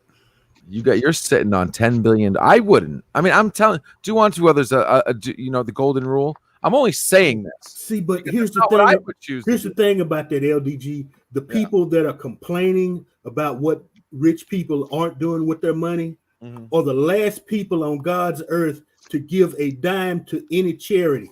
You're absolutely right. You look at what Trump is doing. I mean, with his presidential salary, he signs the check over to some charity. He's working for free. What is AOC doing? Huh? She gets fat money every month, just like the president does. What the hell is she doing with her paychecks? Mhm. She's not, how much is she giving to a charity? Not one thin dime, I bet you. You're absolutely right. And she's his biggest critic. And this is why it's only going to be effective when the majority of people actually do it. And a lot of, when you talk about the lower end people not being able to do stuff, you're right. I get it. But at the same time, you are, how do I say this? You are a product of your environment. And you can't, some people can't because they can't. Okay, whether they want to or not is a whole nother story, and that's why I think it's BS, because you got the level of what people want to do compared to the level of what people are doing, and that gap is horrible right now. But if enough people stood up and made a difference and made real change, and maybe things could be better. And I'm trying to do that, and that's where I'm taking Pixels with. And I've been doing that now for 25 years. Okay. I've worked my ass off to help other people at the expense of my own paycheck, at the expense of my own sacrifices. And it hasn't been an easy road. Doing my company, I could have been super, super rich right now if I would have been pirating Windows software. I mean, I could have done it. Well, everyone was doing it. Many people were doing it. They were doing it the wrong way. Actually is the profitable way.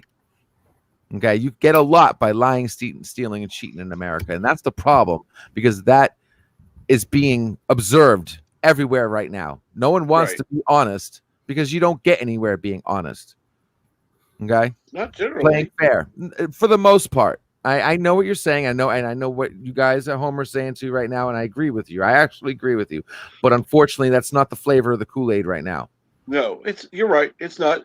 And I do want to ask, Life with Matthew, you said copyright is owned by corporations and the copyright lets me keep hundreds of employees with a job. How, I'm not understanding how copyright is allowing you to keep people employed.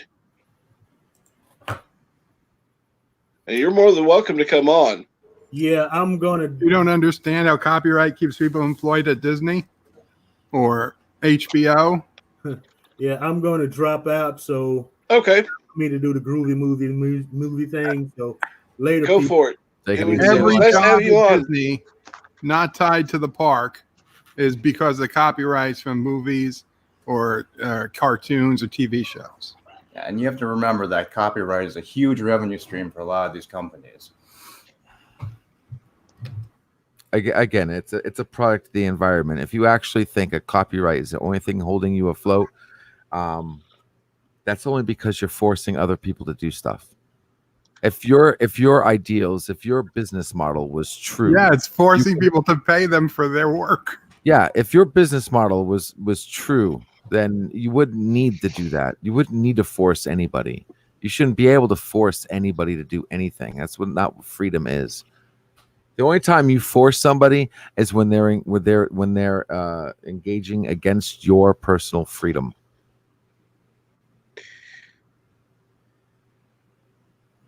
Okay, let me ask you this question.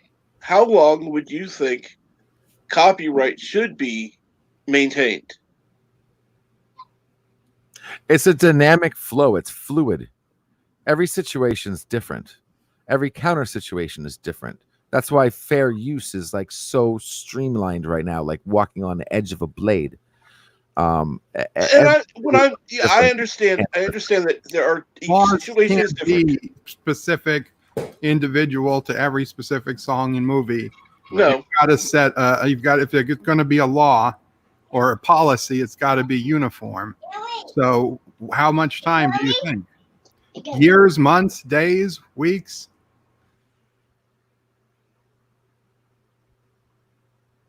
Again, it would be dynamic. I don't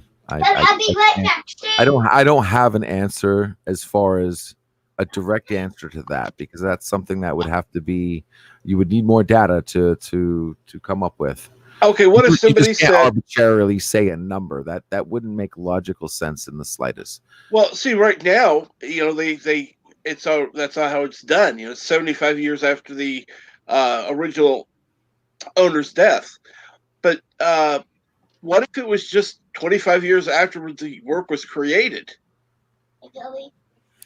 Again, it's dynamic, and one of the most important key factors that would define the answer for you would require what are the rules for fair use. Right. Fair use is the opposite side of the equation, and you need to have a balanced equation. I'm sure everybody can agree with me with that. Oh, absolutely. Well, the thing is, if you stop copyright 25 years after its creation, you're going to run into a problem where artists are going to outlive their copyright, and while they're still living, they still have the right to make money off of their Right. creation. And they can still make money off of it. That's the thing that pisses me off. Just because you lose a copyright doesn't mean you lose the money. With that, I do agree with LDG. If I would probably be around like a 25-year for a copyright. Now, let's say I'm, Billy Joel, and now I want to sing Piano Man. Well, I'm still allowed to sing Piano Man. Mhm. People will still pay me for singing Piano Man. It just means now Piano Dean can sing Piano Man too. It doesn't mean that Billy Joel can't. Exactly. Losing Right, copyright But doesn't mean now you you're automatically. limiting their earnings potential is being drastically reduced. Well, I'm not saying. But I'm not saying. that's already happening, man. There's already Produce people on the something high new. It's already happening. Do you seriously think half the let's say 25% of the people who watch brand new movies aren't watching it on the high seas? Are you kidding me?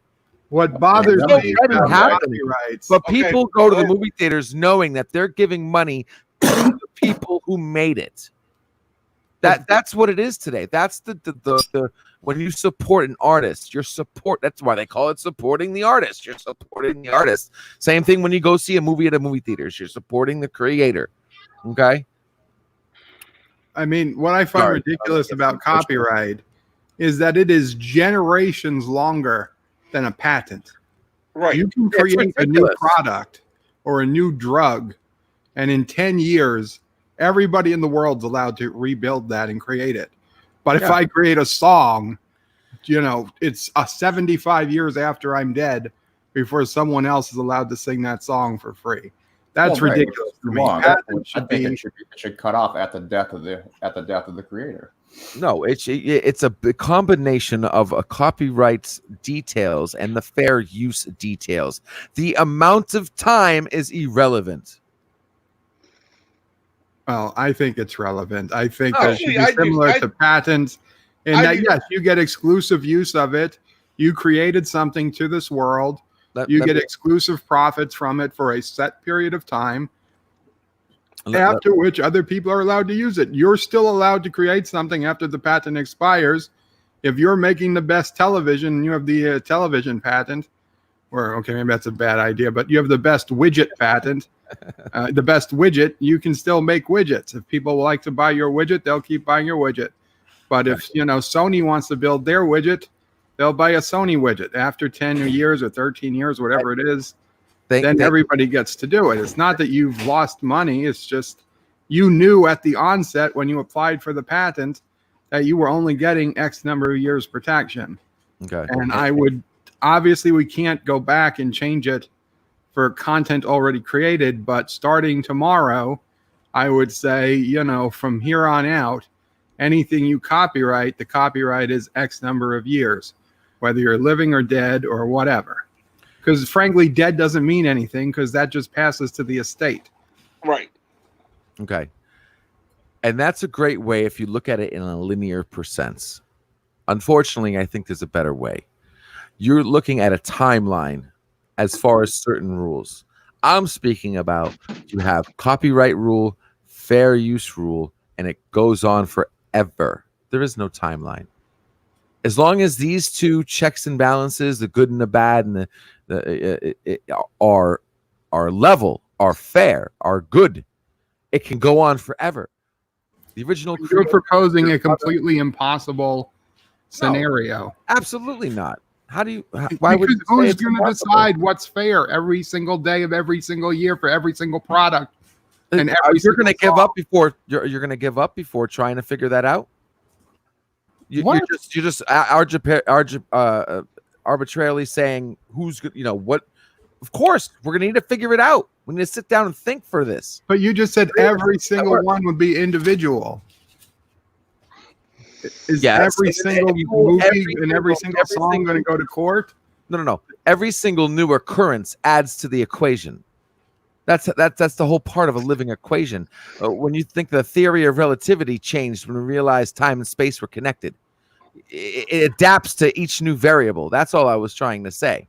So each new piece of creation brings new possibilities. Where before, where media was only on paper, now it's digitized. That changes the game, and doing this creates a dynamic set. When new things come in, it adapts and changes with it. That's all I'm saying. Creating a static time set, all that, I mean, all that does is put a leash around things. And I'm sorry, but if Disney went out of business because they lost their copyright, which they were supposed to do, okay, they were supposed to, and guess what? They lobbied. We the people, no, we the lobbyists. That's what got Mickey Mouse off the public domain, because they lobbied for it, got the freaking law changed, and now we have a whole bunch of people sitting in the public domain office saying, hey, we haven't gotten anything for freaking years. Thank you, Disney. You know what I mean?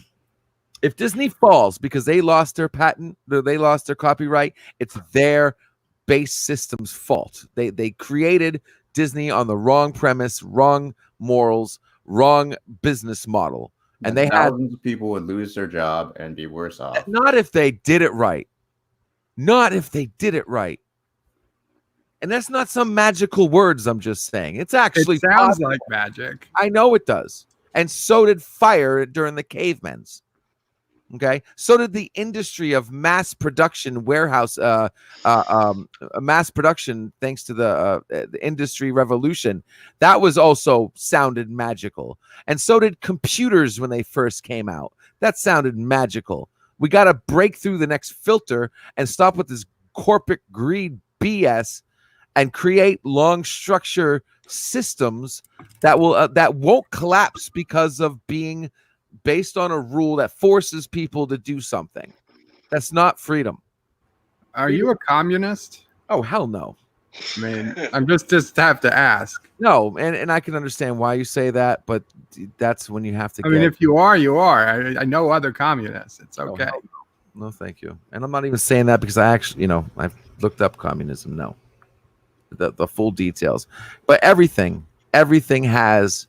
Even a deadly knife has a good purpose. Okay, there's always parts of something that might be good, but as a whole, no, communism won't work. Okay, let me ask you this question. You brought up a knife. Somebody creates a new knife, a brand new knife, this wonderful new creation. Mhm. Now, they can only hold the patent on it for 10 years. Why should a song be any different or a movie be any different than another creative work? I'm glad you brought that up. Because one, and it's this is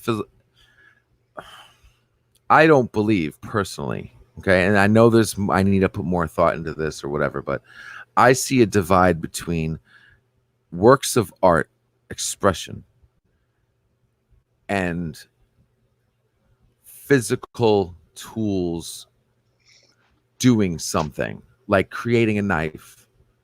I don't believe you can't copyright mathematics. You know what I mean? You can't sharpen a blade and say that nobody else can sharpen a blade for 50 years. You know what I mean? Right. I think there's a fine line before that, and if I would not, because you can't create the cure for AIDS and sit on it. And if somebody else figures it out, Legally, you could. no, because I have the right to create it. Actually, And I have the right to give it out. And you can't do nothing to stop me until you get the government involved. And by then, I've already given out that information on the internet, and I've already given out copies of the cure to a whole bunch of people. That's bullshit. I do believe in copyright and protection for forms of expression and original ideas. But I also believe there's fine lines between fine rules for that too, between fair use and you have the right on your own piece of work, which I stand for both. Okay. But when it comes to science, you can't patent science. That is bullshit. You know what? If you go into a business making something that anybody else can easily make, it's your own fault for getting into that business and making that thing, because you knew the risk of everything has risks. And you should. What about making a new drug? So what? So what? It's a drug, yes? So I make a new drug that cures cures a virus. Uh-huh. Now what? I give it away for free because it's the right thing to do? Absolutely not. But you better make your money off that ASA now. You better hurry up, because the second that thing gets reverse engineered, you're out.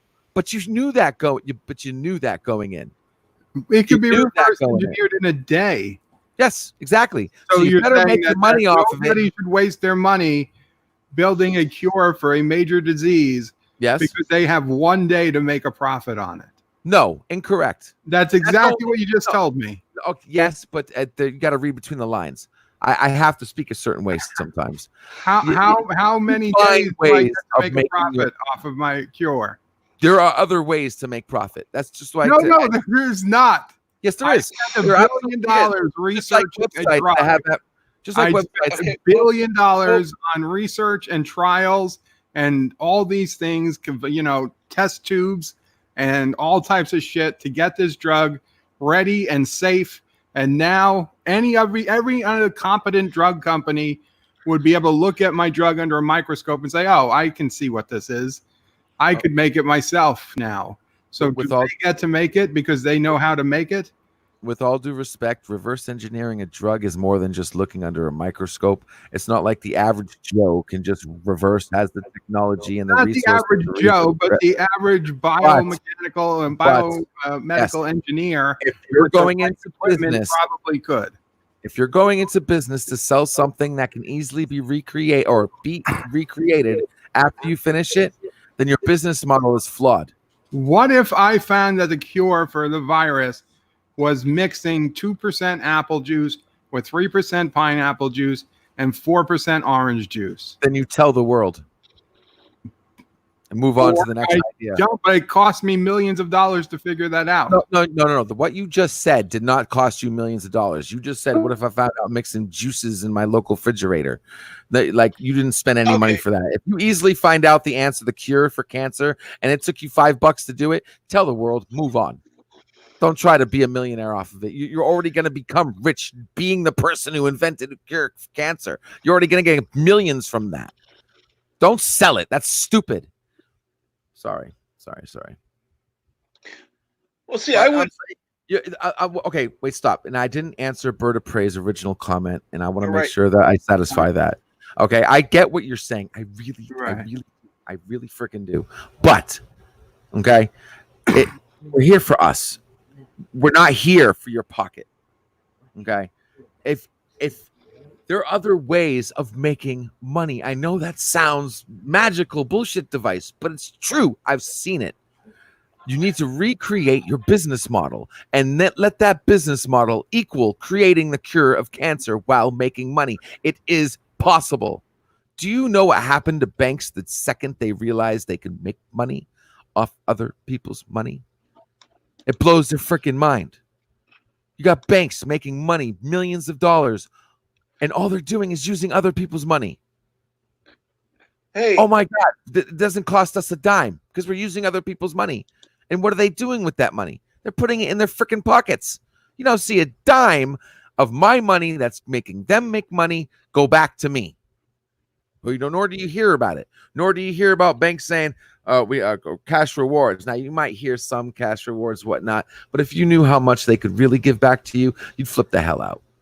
Okay. When interest rates were higher, you would get higher interest rates on savings accounts. yeah. Oh, That's- by the way, hello, Orville Nation. How are you?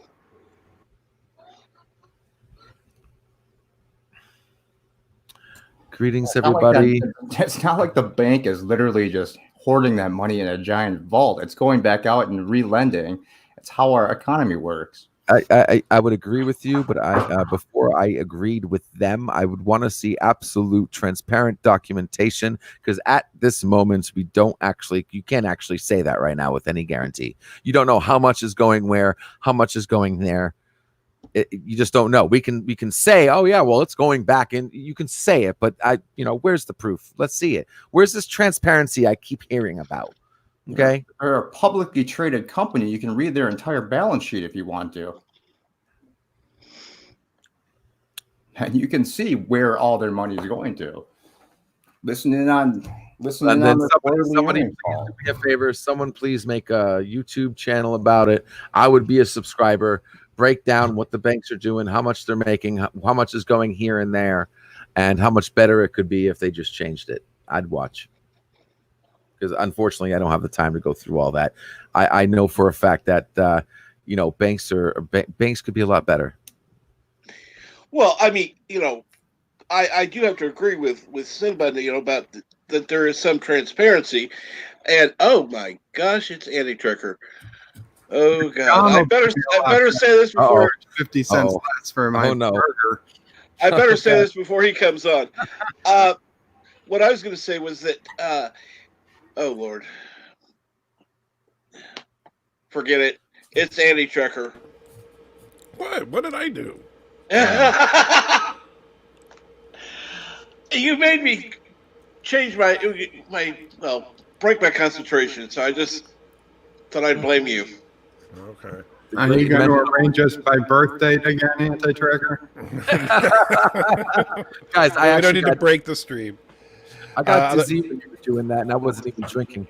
So how are I you want to doing? know now what LDG, what is transparent documentation? I'm picturing someone holding up like clear paper.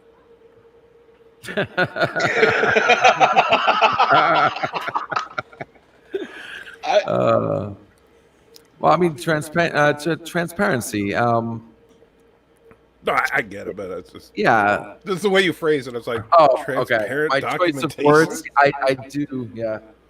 I do. I hear you. That's like something Bird would say. Man who lives in glass house changes in closet. Unless the closet doors are glass. Well, see, that's what people think about that. Like, what does it matter? Because the closet's the only room where you're supposed to have clothes going around inside the room. That's why you're in the closet. Because it's the only room that's filled with clothes. Nobody can see you. Technically, it depends on your closet. That's the only reason people are in closets. Wait, Bird, are you saying you're coming out of the closet?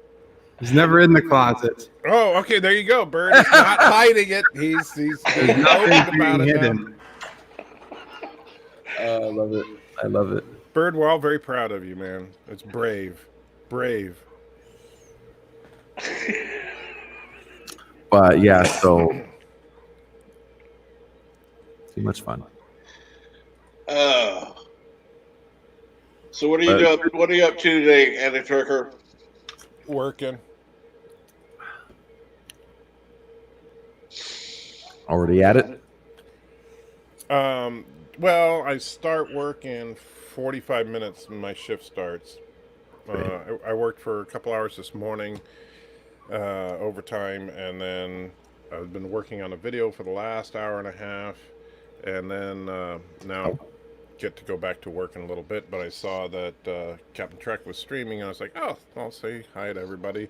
And of course, as soon as I show up, you guys act like I'm the freaking Antichrist, so whatever. Oh, we're not the Antichrist. Do not pay attention to the man behind the curtain. And I'm not sure what now. Life with Matthew says you've been making people echo when you come on streams. I don't know what's up with that. Do I sound like? Are you guys echoing? Right now? Yeah, Oh. when you come on, it starts echoing. That's weird. Don't know why. I'm not hearing an echo. Like someone. Oh, okay, never mind. I take that back. There it is. Weird. Yeah. But like, I mean, Let me try this. Someone have their speakers on. yeah. Well, hold on. Let me try something. How about now? So Oh, there we go. That's better. okay. And hey, Orville Nation, thank you. Yeah, it's always fun working. You know, if work didn't suck, they wouldn't pay us to do it. Hey, Wesley Crusher, come on up if you want to. You two, or Orville Nation, either one. And if I can, Captain Trek, small plug. When I get my PC, Bird prefers a large plug, by the way. large plug, double rivet. I will be streaming just an open stream. My new baby when I get her today. I'm so happy. I got a phone call this morning. The gentleman building my machine seems like he's really knows what he's doing. And I told him, I said, listen, if you guys take care of me, I'm going to take care of you. I will mention you where I got my computer from. I'll sing your praises. Just take care of my baby. And so when I do get her today, I'm going to be doing some open streaming once I have my one-on-one time with her. And just showing XSplit, setting up my XSplit, setting up my stream. So if anybody's interested and you see my next stream, it's most likely going to be that. Okay. And I'm going to get in depth with setting up my multi-screens and the VLC and everything I do as far as setting everything up. If anybody's interested in once, because one of the things I'm enjoying doing is using programs and streaming programs, and I take advantage of this thing I do called talking to myself. And I find out if I talk to myself while I'm using software, it's a great way to do like a training video, because I'll say things and show you, okay, well, you can do this, or you can do this, or you can do this, and help you use a piece of software better, or as far as my knowledge of expertise on how to use it. I did like what what's his name was doing last night, though. That was tricky of him. Matthews, Life with Matthews. That was creative. What, the bartender thing or the whole show was creative. I loved it. I love that background. You got to tell me if that's like Las Vegas or something, because that just looks like my local movie theater. That looks like what kind of reminded me of Quarks, like the left side and everything. That was my first thought, that he got a picture of Quarks, but then I looked at it and I saw the POS stations, point of sale stations that the bartenders use. And I realized it looks just like the bar at our local AMC theater. Really? Yeah. That's funny. That is hilarious, because it screams Quarks, even though it obviously is like a different version of Quarks. It's not exactly Quarks. It just has that style. I loved it. Oh, it was Quarks. Okay. That's funny. Doesn't look like it.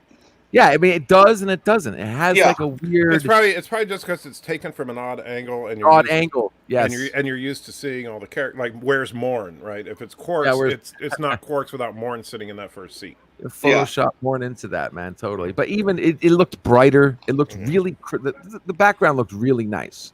But no, it's as far as how he was getting everybody on like this with StreamYards, but he was also doing other stuff. I'm not going to get into it or reveal the magician's secrets, but yeah, it was a very good stream. I can't wait for him to do another one. That was awesome. And your green screen is beautiful. I mean, you got that lighting looks really nice in the whole 9 yards. Hey Matthew, do you want to get up and on the stream and tell everybody how ugly your wife is again, or? Yeah, that was really smart. Hey, he made up for it. He made up for it later. Anybody listening to the stream, he did make up for it later. For calling his saying wife. some- I don't think there's any making up He for calling said your wife. some things that if his wife heard, I'm sure she would have been happy. Little things like, "Oh, you're not that ugly."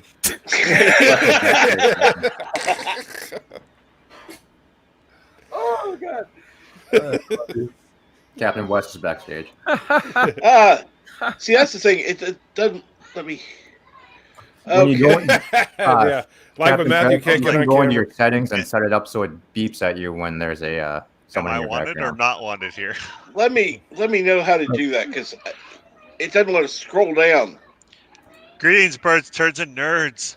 Greetings, Wesley It's the Crusher. only stick I have. Yeah, you need a new shtick. I know.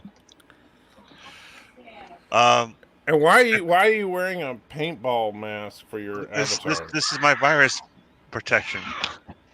Jeez. Well, you know, if the virus cells are the size of paintballs, you'll be perfectly safe.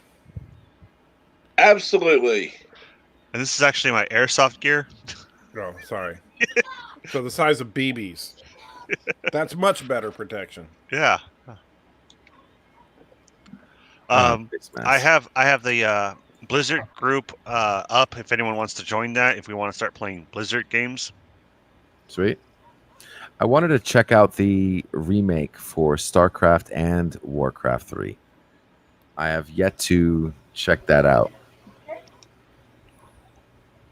I have StarCraft 2. Well, I have the original StarCraft and StarCraft 2. Same. StarCraft, I like StarCraft 2, Love but StarCraft. it's too fast paced for me for an RTS. They definitely interesting turn with StarCraft 2. I agree. I kind of like that about That's it. Hey But Wesley, I gave you the a wrench for the moment. I don't trust you permanently, but go ahead and put in that link. Let me get that. And poor Oh, Michael yeah, look. Matthew, he's got the black eye and he tripped and hit a doorknob, you know. Tripped You know, onto a doorknob.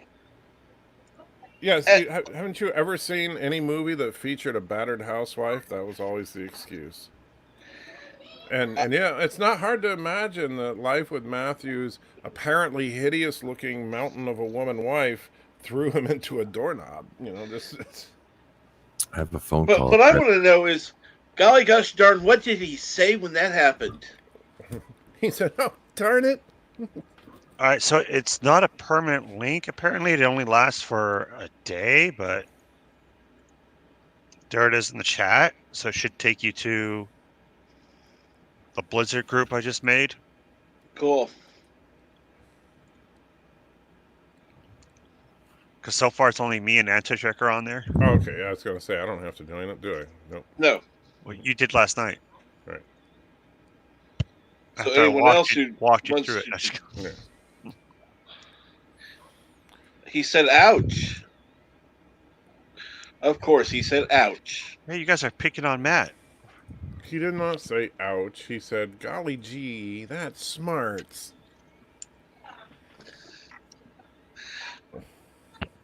That feels less than good.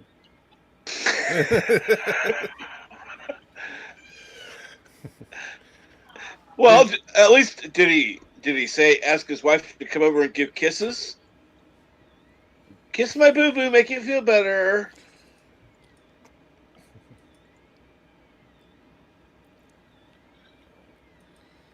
Joseph says it was so sad hearing you never had a beer. I'm not sure who he's referring to. I'm not sure who never had a beer. Yeah, I don't know. I said I don't particularly. I'm not a big beer drinker because I've said all tastes like piss. But my enjoyment of the moment was less than ideal. There you go. That's I could see you say. He actually said that as he was falling towards the doorknob. Now that I believe. Oh, none of you had beer on the stream. Oh, I'm sorry. I on the stream. I was actually very tempted the last time we went to the store to buy a 6-pack of Corona just because I feel sorry for them. Yes. Because even though I'm not a beer drinker, it's like, man, it's not their fault. Yeah, in Life with Matthew, I kind of lied last night. I wasn't very tired. I was just very, very drunk. So that's why I stayed off the stream. Joseph, why would we drink beer when I have rum? Or anything that has flavor other than human excrement. My question is, and we know how Bird knows what it tastes like, but how do you know? What beer tastes like? What piss tastes like? Well, I just take Bird's word for it because Bird says, "Oh, this tastes like piss," and I drank some Corona. And I was like, "Oh, that's what piss tastes like." Well, that's what all the other beers taste like. So all beer, I guess, tastes like piss. Just variants on a theme. I mean, yes, I think I said dirty dishwasher water. I don't think I ever said it tastes like piss. I believe your exact words were, "Wow, this tastes almost as bad as when I drink directly out of my Gelogen machine." Right. When you accidentally you were gonna use it like a dentist thing to suck out the spit from your mouth, but you set it to blow by accident. That never happened. Really? Okay. I'll take your word for it. Never happened. Luckily, because the out does a different size than the input, you can't accidentally put the hose to the out because I tried. You tried? What? Why Just did you? in case. Just in case you what? You wanted to shoot piss into your mouth? Just in case somebody broke into the house and I had to defend myself. With piss? I wondered if I could just change the hose. That and kind of would blow be it back at them. But here's the thing, Bert. If I was breaking into your house and then you shot a stream of rocket-propelled piss at me, then I would be like, well, I was just going to steal your stuff, but now I'm going to kill you. Well, that hopefully would have got me enough time to get my home defense laser set up and I could burn out their eyes. So Bird's house is set up with piss cannons and lasers as the home defense. Yeah, tell me he's not a Bond villain. Yeah, but they're just laser pointers. Yeah, no, he's got like 800 laser pointers. Yeah, but you got to open your eye if you want to do something to me. So keep your eyes closed and you get to keep your eye. Back out. By the way, I don't know if you guys saw it, but with all the with Doom Eternal out and everything, and that's been a lot of fun. If you haven't played it, you should, and you like shooters, you should. But I love there was an old MythBusters that I caught. It was a suggested video because I've been watching stuff about Doom, and the myth busting thing was, can you actually be like Doom Guy, meaning running around with all those weapons and health packs and ammo?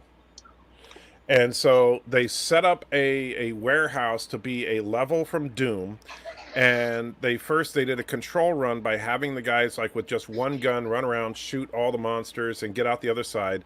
Then they did a run where they had to pick up every weapon in Doom. So they had to pick up a plasma gun and a Gatling gun and a chainsaw and all that, plus ammo and health pickups and stuff, and still get across the room. And when they did it, the actual Mythbusters guy did it. Well, they could barely get through the room carrying all the stuff because it ended up weighing like over 100 pounds of gear that they were carrying. But then they brought in some UFC fighter guy to do it, and from doing it just empty-handed to doing it carrying all the equipment, he only lost 3 seconds. So they decided that yes, it is true. You can in fact run around like the Doom guy, assuming you're also a badass like the Doom guy. So I'm guessing you couldn't do it. I didn't say I could do it. Hell, I can barely pick up my mouse.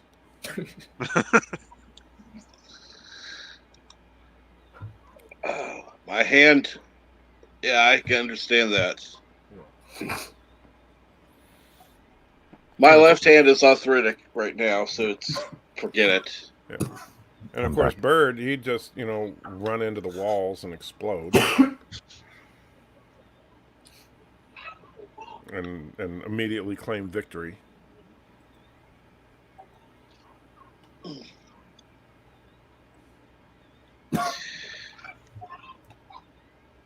And I wonder what Bird is doing now.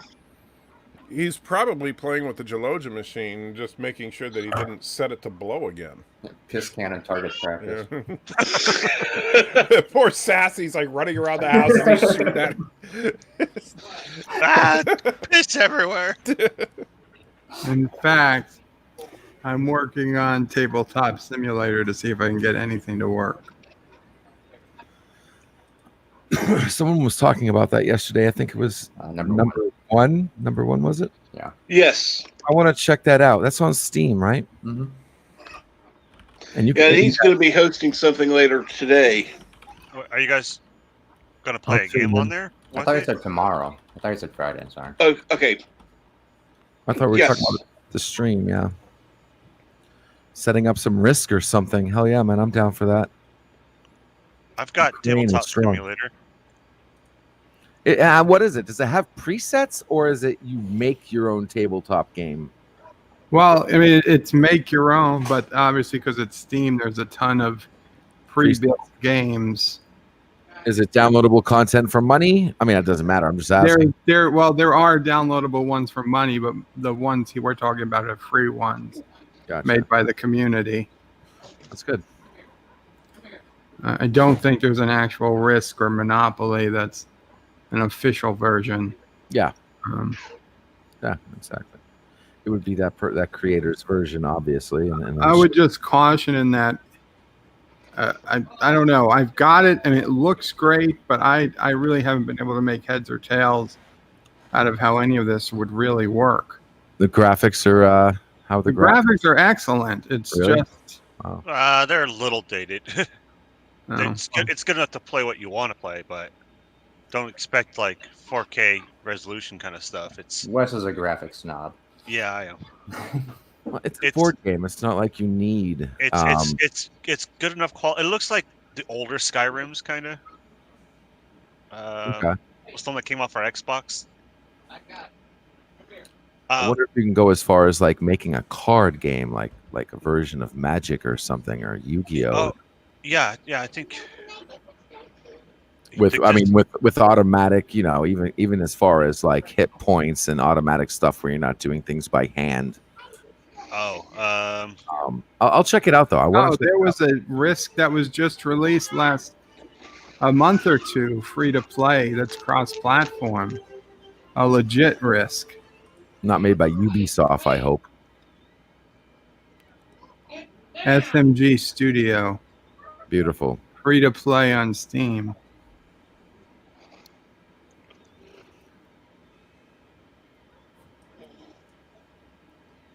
Yeah, I'm gonna check it out. Cool. Can't wait. So my guy just sent me a photo of all the parts. I'm getting crazy over here. I'm going nuts. I want my baby. He's teasing me. At least then you'll have your computer. I'm so the one thing about this whole predicament we're all in is there's going to be no traffic going to Winter Park, man. I'm going to love it. Oh man, whew. Not going to be stuck in traffic. Just going to go straight shot and go pick her up.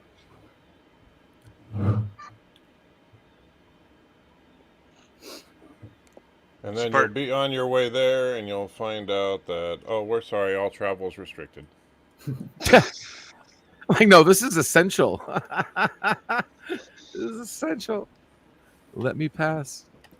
Bert, were you talking about They were Risk open. Global Domination? Was that the one you were talking about? Yeah, that's the one. Free to play. Click. Oh, okay. I'm totally a Risk fan. I don't know how much you guys play Risk, but I loved all the different Risks they had out there. I bought the version of Risk on Steam. I don't think anybody else has it. The paid version of Risk on Steam I bought like 6 months ago. It was the first Steam game I ever got refunded on. It ran like total crap. Within a minute of me installing it, I realized it was a terrible mistake. And they agreed to the refund. But this is a brand new version, so. Yep. And it's free to play, so if it's crap, you got your money's worth out of it. It all depends on the development team that makes it, you know? Because I know that the Risk for PlayStation 4 was absolutely horrible. You get through 3/4 of a game just for it to crash, and it feels like a complete waste of time. Well, Bert, me and you will have to try this game out and give a review for everyone else. Absolutely. Sounds like a good idea. When would you be doing this review? Well, as soon as Bert plays a match with me. Okay, and when can we schedule a match? Well, I'm free today if he is. But he's got stuff to do. Free. Okay, cool. You two can work it out when you go ahead and play, and then we can probably get a review. Next week? Sure. What next week? We review as we play. Yeah, We review as we play. Exactly. Well- You can watch Bert beat me at Risk live. 2-player Risk though. We need to up the stakes a little bit. Get a few. Hell, choose my avatar. Oh, good. I've got my own. I can choose General Chang as my avatar. I'm assuming it has, what is it, IP-based multiplayer? Or I something? imagine. What's this bullshit? I have 200 Risk tokens. I'll receive 25 tokens per day. Capped at 200. Global domination. Challenge players online or play friends. Play friends online. Yeah. Play computer tutorial. Pass and play. No, I don't want to pass and play. Let's go to settings. Shut this music off for Christ's sakes. There we go. Screen window, yes. Borderless window. Hey, Cap, Yes. I'm sending you an image, sir, through Discord, okay? Thank you. Yes, sir. Now, where do I go to play against friends? There's got to be some kind of multiplayer in it. Yeah. Um, There we go. Play with friends. play with friends. There we go. Get to grips with the rules of Risk. A quick guided tutorial. No, I know how to play Risk. They need to have a play with enemies option. Would you like to automatically discover games on your local Wi-Fi network? No. Oh, it took coins for me to host a game. Son of a bitch. So you already created a game? Yeah. Then I won't. I have the same Risk game downloaded on mobile. Yeah, it says cross-platform with mobile too. So you can invite So you have to spend me. currency just to create a game. Is that what you're saying? Like game currency or something? How many coins did it take? Well, it's saying I still have 200 coins. So I don't know. Yeah, LVG. It's one of those free-to-play games where you just get the tokens every Invite day. a friend on Steam.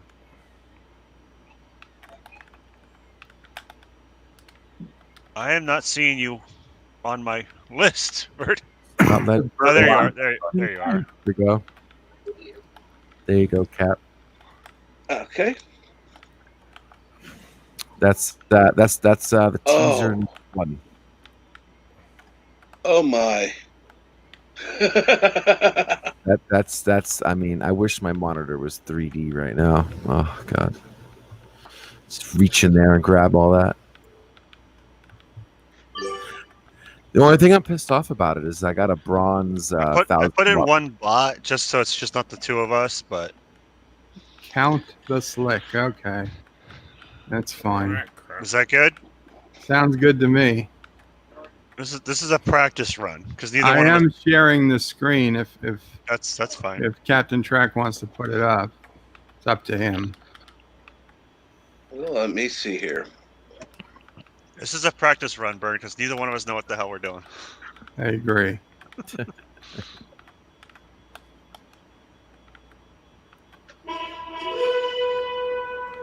Oh yeah, it did just take 5 coins. Whatever. Yeah, 5 coins. Okay. What did it take 5 from you two, Bird? Yes, it did. So It did. costs money to host and it costs money to join. Okay. All right. How do you get these coins? Well, he said it was Says you get 25 a day. yeah. So it's free light version of free. Are you claiming any territory? I claimed, and then I'm going to claim another. It says your turn. Yeah, at the bottom. Yeah. Oh, I don't get to see who claimed what?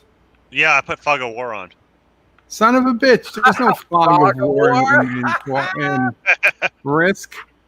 Well, there is now, Bert. Fog of War, man. Well, you get to see what I'm claiming. I don't get to see No, what I you're don't. claiming. I don't know what you claimed. Except You the can Bert- if you look at the If you screen. look at the Oh stream, well, I don't have it on. Don't worry, Bird. He's Kurogan. You can trust him. Right? He's as trustworthy as any Kurogan. I just took Ukraine.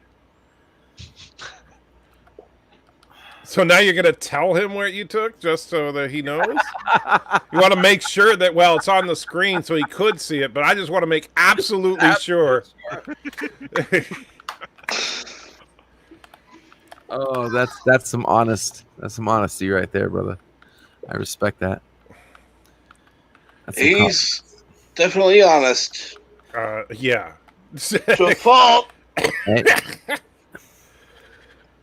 Because This is yeah, so- when you think of honesty, you think of Bird of Prey 5. I'm Well, it's either honesty or balls, one or the other.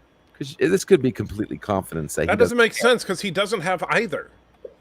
Wow.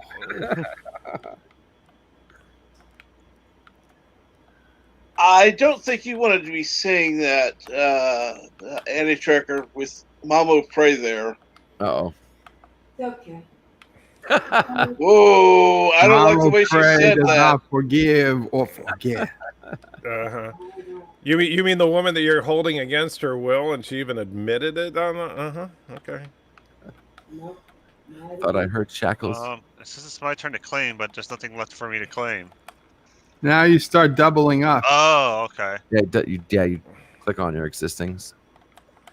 I will say right off the bat, I'm not seeing wasted animations or wasted time, repeated animations over and over again. It seems to be going pretty smooth, but we're only at the beginning phase so far. Guys, if you haven't seen it, I believe the timer is at the top of the screen. Yeah, Wes, you better hurry up. I'm going. Oh, shit, I used all my stuff. Okay. Well, I fucked up. Oh, fuck. Oh, did you just put... Oh, no. Okay, wait. I can choose how many to deploy. Yes. Yeah, Gotcha. that's where I messed up. Don't deploy your entire army on one thing. That would be funny. Yeah, now you tell me that. Hey, I'm learning with you here, man. I'm trying. Hey, Bird, I'm where are trying you to call it deploying your out. forces? Just so Wesley knows. Yeah, I'm not going to tell him. Why not? G'day, mate. Is it maybe because you were lying earlier, or You know I'm not lying if you're looking at what's going on.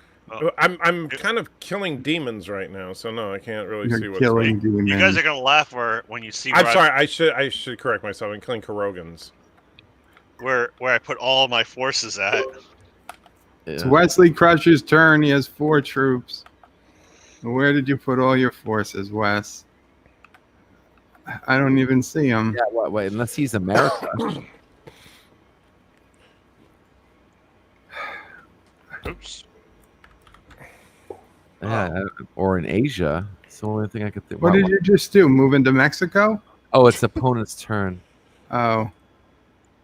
It's Wesley's turn. It's your turn to attack, Wes. Okay. How do I?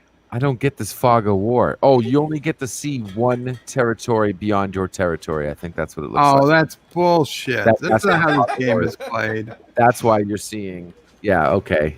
You have to understand, Bird is the kind of guy that prefers to play What? with all the cheats on. God Yes. mode. Yeah. God mode. Purple's attacking. My turn. 4 troops are occupying 14. Okay. Hey, Bird. I think this Okay. bot is gonna kick our ass. So What color is the bot? Purple? purple. Fucker.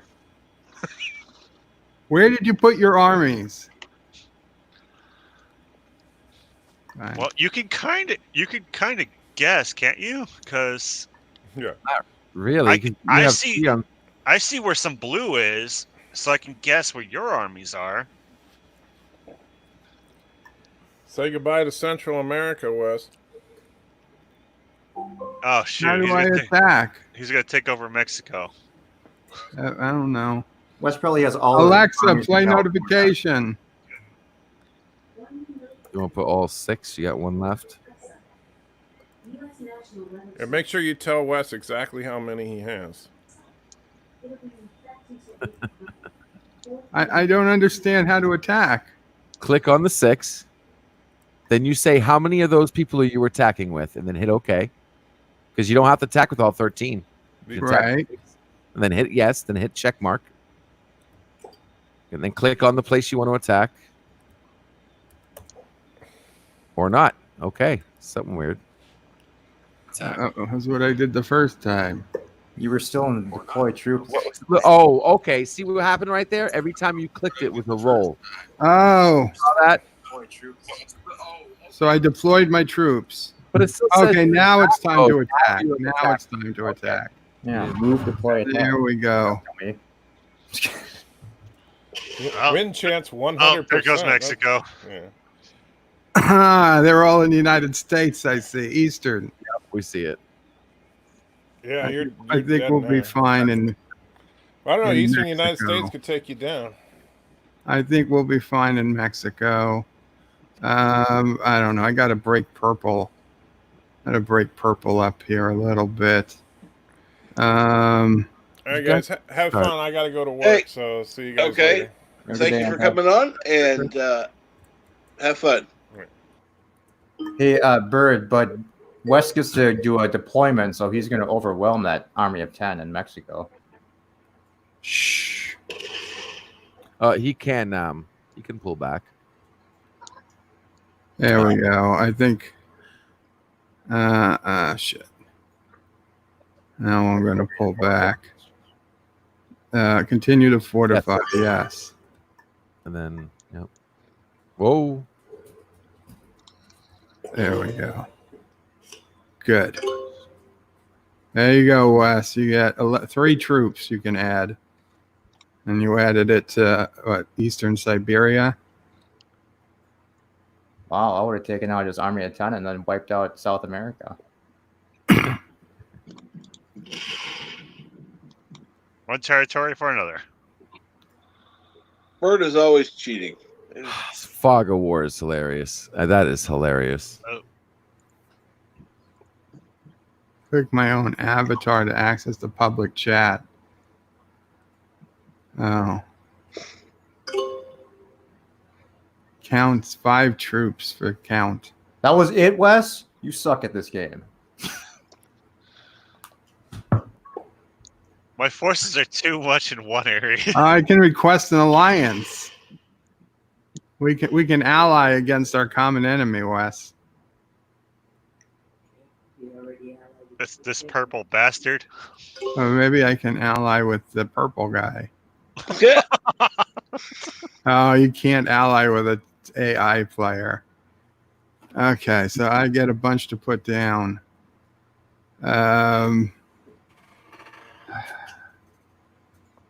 Let's see. Let's see.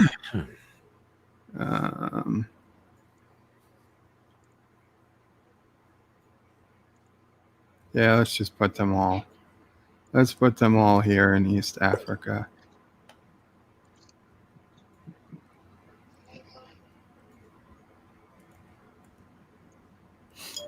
I got to jump off, Captain Chuck. Thanks for Okay. I'll talk to Well, you thank you for coming on. Thanks. Take it easy. Well, now we have a new stream game. Absolutely. Looks like fun. Sweet. We could do 24 hours on Risk alone, for God's sakes. Ah, Who's calling who? don't worry. What does Anti-Tracker want? It's not anti-tracker. Ah, All right, are you attacking someone? No, I'm going to fortify now. I want Mexico back. You're not getting Mexico. I own Mexico now. And you'd be hard pressed to waste half your guys trying to take back Mexico. I suggest you concentrate on Asia. You could get lucky. You could get lucky. Oh shit! I got these 4 guys stuck here, huh?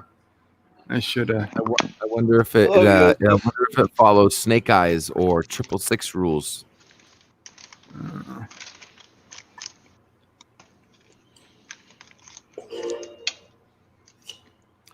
You can get lucky with one of the girls in Bangkok. I'm gonna Jaloja. Be right back. What is Okay. What is draft? What is draft turn?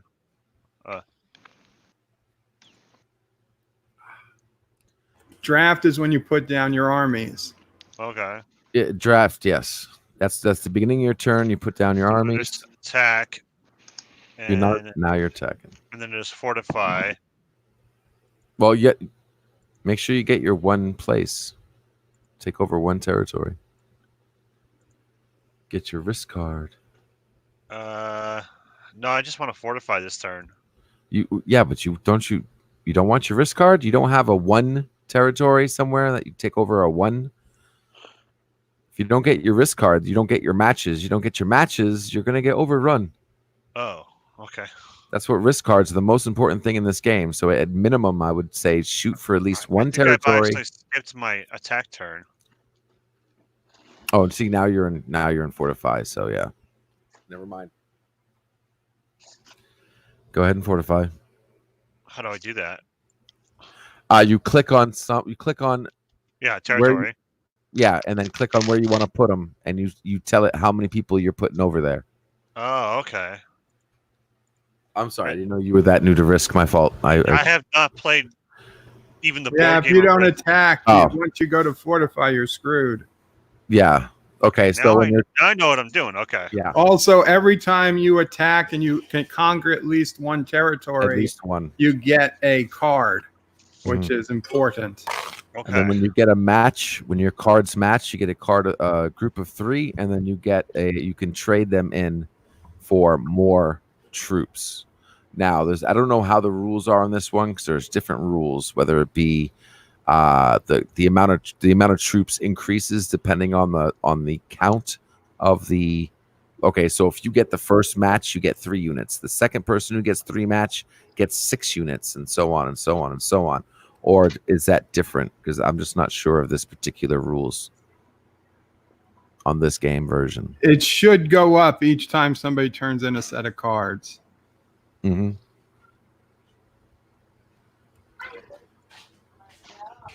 Oh. And then, if you can you look at your cards? Who was it? Wesley, right? Yeah. Yeah. Do the cards have? Okay, there. I didn't. Yeah, see. they've got. If you own that territory, yeah, that's on the card. You get an extra army in that territory when you turn in the card. Okay. Yes. So you definitely want to be owning whatever the territory says before you hand them in. If you don't, that's fine. You just don't get the extra unit on that land. You know.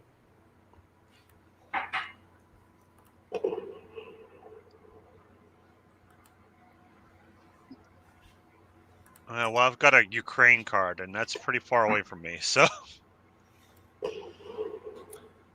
that's good because you're most likely guaranteeing he's not. Ukraine is literally around the corner here. it's close to you, but it's far away from me. Yeah. And by the way, hello, gentlemen. I captured Europe. Hey, Joseph. Hey, what's up, man? Damn it! Like Bird's way ahead of me now. What are you know where doing, I'm Joseph?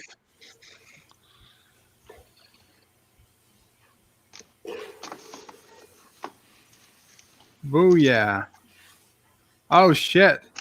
I could take over most of North America right now. You see, Some ally you are. I feel like Hitler. I should stop here. I should stop here. Yeah, probably with your Europe. comments first. You should start with your comments I should be first. happy with Europe. You know what, Wes? There you go. I'm not going to go into North America. You already have with Mexico. Mexico is mine now. I'm sorry. So go and build a wall. Yeah. I heard that's pretty popular over there. Anybody play Civilization fan over here? Anyone? I mean, I used to when I was in college. But Yeah, that was a fun game. It was like risk to the next level. I think they came out with a new one too now recently, didn't they? Or an expansion at least, or something. yeah, it's always coming out with new Civ 6 or something. Mm-hmm. Your turn to attack, Wes. It's your attack turn. Yep. I'll be right back. Okay. Bye-bye. Thank you.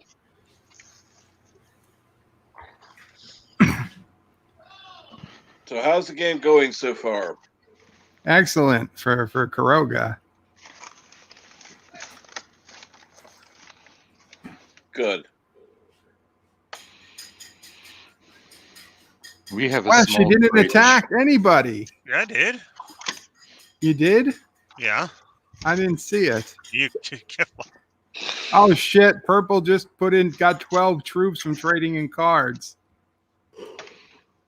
Ooh. That must have been bad for you, Wes, because it Yeah. wasn't for me. Purple's not happy with me. That's all they're doing, though. All they did was attack.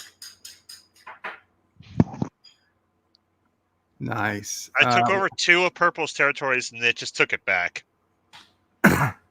I think I'm going to do you a bit of a favor here, Wes, because I think Purple needs to die. What, are you going to give me back Mexico? We'll talk about Mexico at a later date.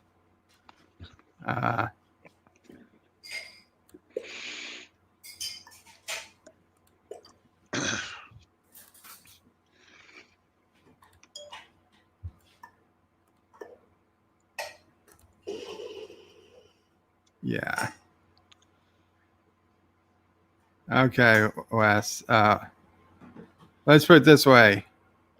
It would help me make a decision strategically. Are you in Yakutsk? No, I've only got the Where are you in Asia? Japan and what is this one? Camacho, oh, right across from Alaska. Yeah. Okay. How about that in Japan? Okay, good. Good. Then we will take everybody. There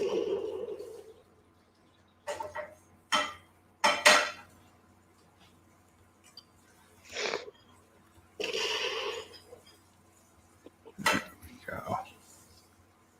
Okay. And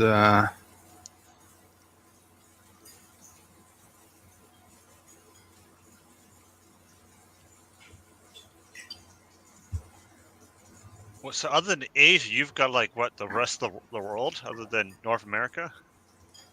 I'll confirm that in a second. Or does the bot also have Australia? In the They south? have Australia. They have Australia.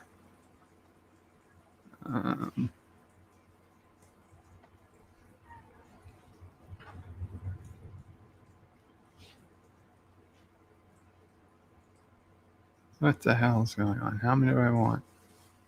I want to take 3, 6. There we go.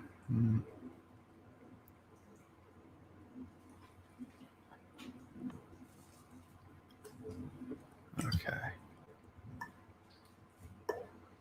India is going to be a big battle. Oof. Okay. Okay. I don't know. Should I be okay? I guess I should. We'll keep 7 there. Ooh, a territory card bonus. It's Wesley's turn. Did I end my turn? Son of a bitch. I think it was a timer. Ah, son of a bitch. Okay, well.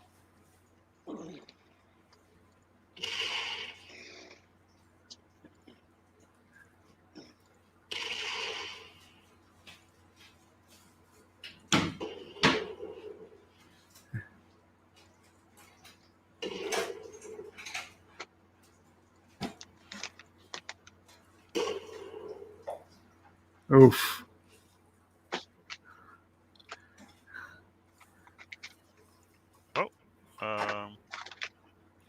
Oh, yeah, I can transfer. Yeah, you could transfer those 18.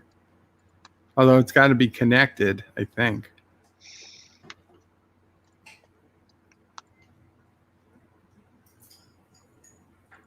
You gentlemen will continue to talk about the game. I'm going to get myself something to drink. Sounds good. Yeah, dude, because this is really like, yeah. Well, now I know how to play this game a little bit better. Yeah, at least we know how to play. 8 troops for occupant. Nice. I got 18. I should turn in some cards. Yeah, I could trade in now. I get another 12. Ha! Excellent. 28 armies.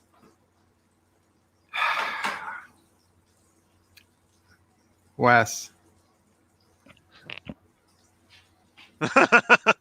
There's no enemies near you. Wes. I got bad news. I got bad news, Wes. We're taking over. We're taking over the North America. Oh God! 38.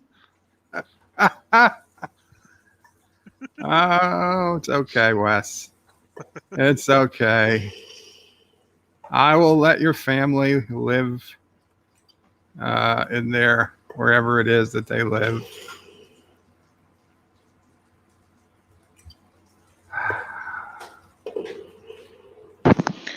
You are taking even California. I already took California. Yeah. You know, Wesley, move to Quebec. Quebec doesn't belong to Canada. I heard it on the stream. He took Quebec. I took Quebec. I'm taking it all, Wes. I'm taking it all. Don't tell Alexandra because he will go nuts that Quebec is not free. Quebec is independent. It's just part of Caroga now. The contradiction within 5 words is fantastic.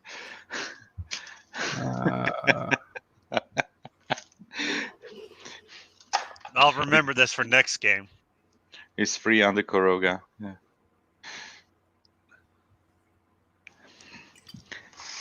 Shadow. I'm sorry, that was the cat. Just jumping all around the place There's the here. cat. I mean, my cat here jumping. Because I'm in the kitchen and trying to clean up after the grocery shopping, so all the wrappings and all the stuff. The garbage can is full, so I need to take out the garbage.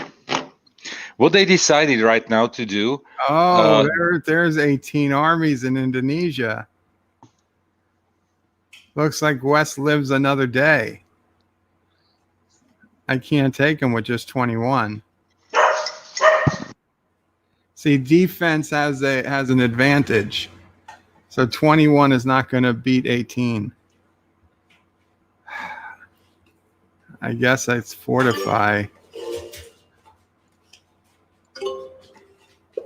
Oh, I didn't get fortify, son of a bitch. It's your turn, Wes. How do you use these cards? You have 3 of them. Yeah. Click on them. Uh-huh. And then if you have a matching set or 3 different ones, it'll say turn in now. Oh, no, I don't. If they're not matching or 3 different or not a wild card, then you can't turn them in. Oh, okay. There was a big green button that said turn in cards if it was available. Oof. Wait, Count the Slick is still in the game? Yeah. Where's his armies? Oh, there they were. Don't worry, Wes. I will get revenge for you. I will avenge you. Sure you will. So what happened? I took over the world, and I'm about to win the game with 34 armies being added.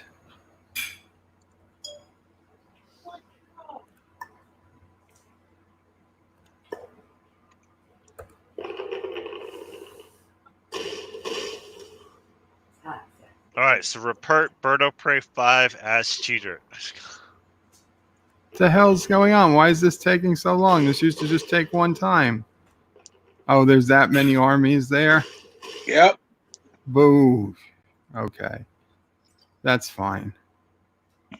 That's fine. It's over.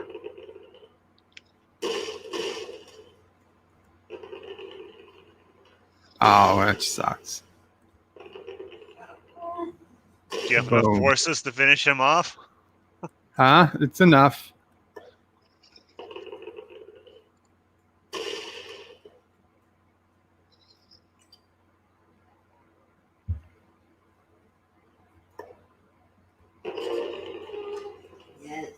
And it's over.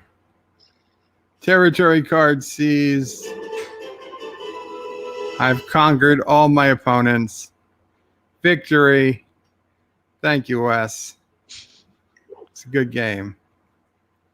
Send friend request. Are we not friends? Sure.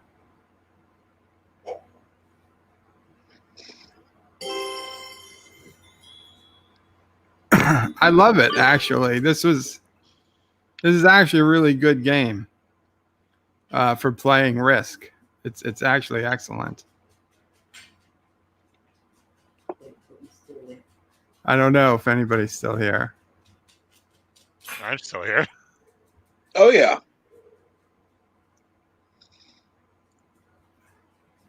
Well, I gotta be honest. I'm quite happy with this game. Thank you so much.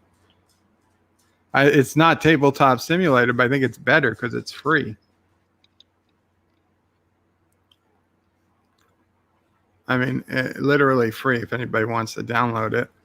And I think you can play it on your mobile phone too if you're interested.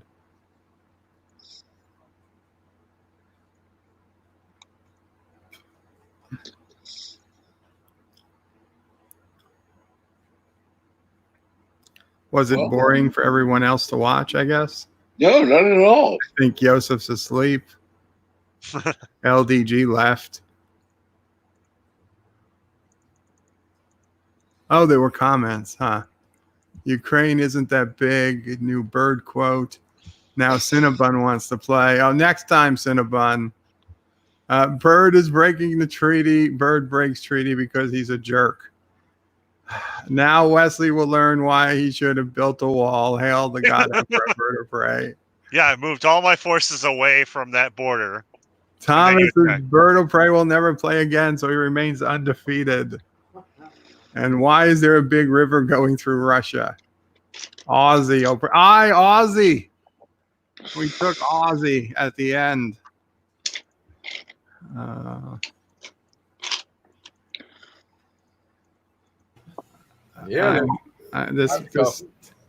This makes me a happy camper. Did you already win? What happened? I did. Oh, nice. Stunning victory. Sweet.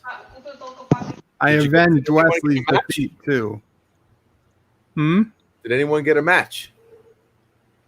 The cards. Did anyone get a match? Did anyone hand in the AI turned in cards and I turned in cards. How many did you get? Was this a special rule? I think I got 12 for the second set. I think the AI got 10 for his. Wow. Okay, cool. And Wesley tried, but he didn't have matching cards or different cards or the wild card. I had 2 of a kind, but that was... Yeah, things just didn't work out for you, Wes. Though, to be honest, I think your fate was pretty much sealed. Well, the first 3 rounds, I didn't know what I was doing. Yeah, no, I got you. Yeah, you wasted 1 turn, technically. I wasted like 3 turns. Well, you didn't. I did have 1 turn on me and by timer. I didn't realize there was a timer. I saw the timer, but I thought I was already past it. I didn't realize we just. I was just looking at the screen. I was just looking at the screen and had no idea what you're doing, so it's completely fine. Remember, I do think we have to kill Fog of War, since one of us is going to be showing the map on it. You know, it doesn't make it fair that one player gets to see everybody else gets to see. You know, whoever's hosting stuff, but everyone else doesn't. Yeah. For live stream, I agree. Might as well knock the Fog of War. Right, and that's how you technically play it in the real world. Anyway, there's no Fog of War. How far can the delay can be set on the stream? Oh, that doesn't matter because you all are on StreamYard at the time. Yeah. That's awesome. You know, my favorite one was Risk 2020, was it? 2012, I think. The one that was set in 20 something, the future one, that with nuclear bombs and whatnot. And you could I don't think I ever played that one. Yeah. You had territories in the ocean like Waterworld. And you could cross certain areas, so the map was more open. Right off the bat, you roll the dice or you pick a card, and whatever you pick, there's a atomic bomb there, and that you can't cross that map. It's radioactive. It takes that territory completely out of the map. I think you get a couple of those at the beginning of every game. It was pretty fun. What I was going to say was DS9 though. Remember the episode with Garrick going to the other Terok place? Yes. Empok Nor. Yeah, Empok Nor. And remember the game he was playing? What was that called? I'm trying to remember off the top of my head. The chess game. He was playing it with Nog, and Nog was trying to hoard Cheesy Squares, Patrici Squares. No. I know what you're talking about. No, it's something else. Tongo. It was a Cardassian. It was a Cardassian game. It had little triangle pieces. Remember?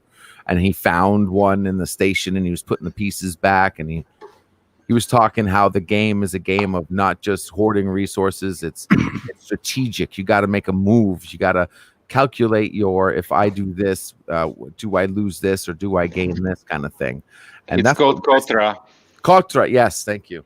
And I thought of Risk as soon as I saw it, because that's what Risk is. It's not about you have to be expansive. That whole point that you have to get one territory to get a card, and that's like the first part of progressing. And then if you get more territories, is whatnot. But just sitting there and collecting resources is not risk. You'll lose every time if you just try staying where you are and just you gotta play. That's why it's called risk. Anyway, I wonder if one person has the premium pack, if other people can play the maps, even if they don't. I'm guessing not. Guessing not too. So that I would say I would call BS on that. If one person buys it, that should be good enough. Greedy people.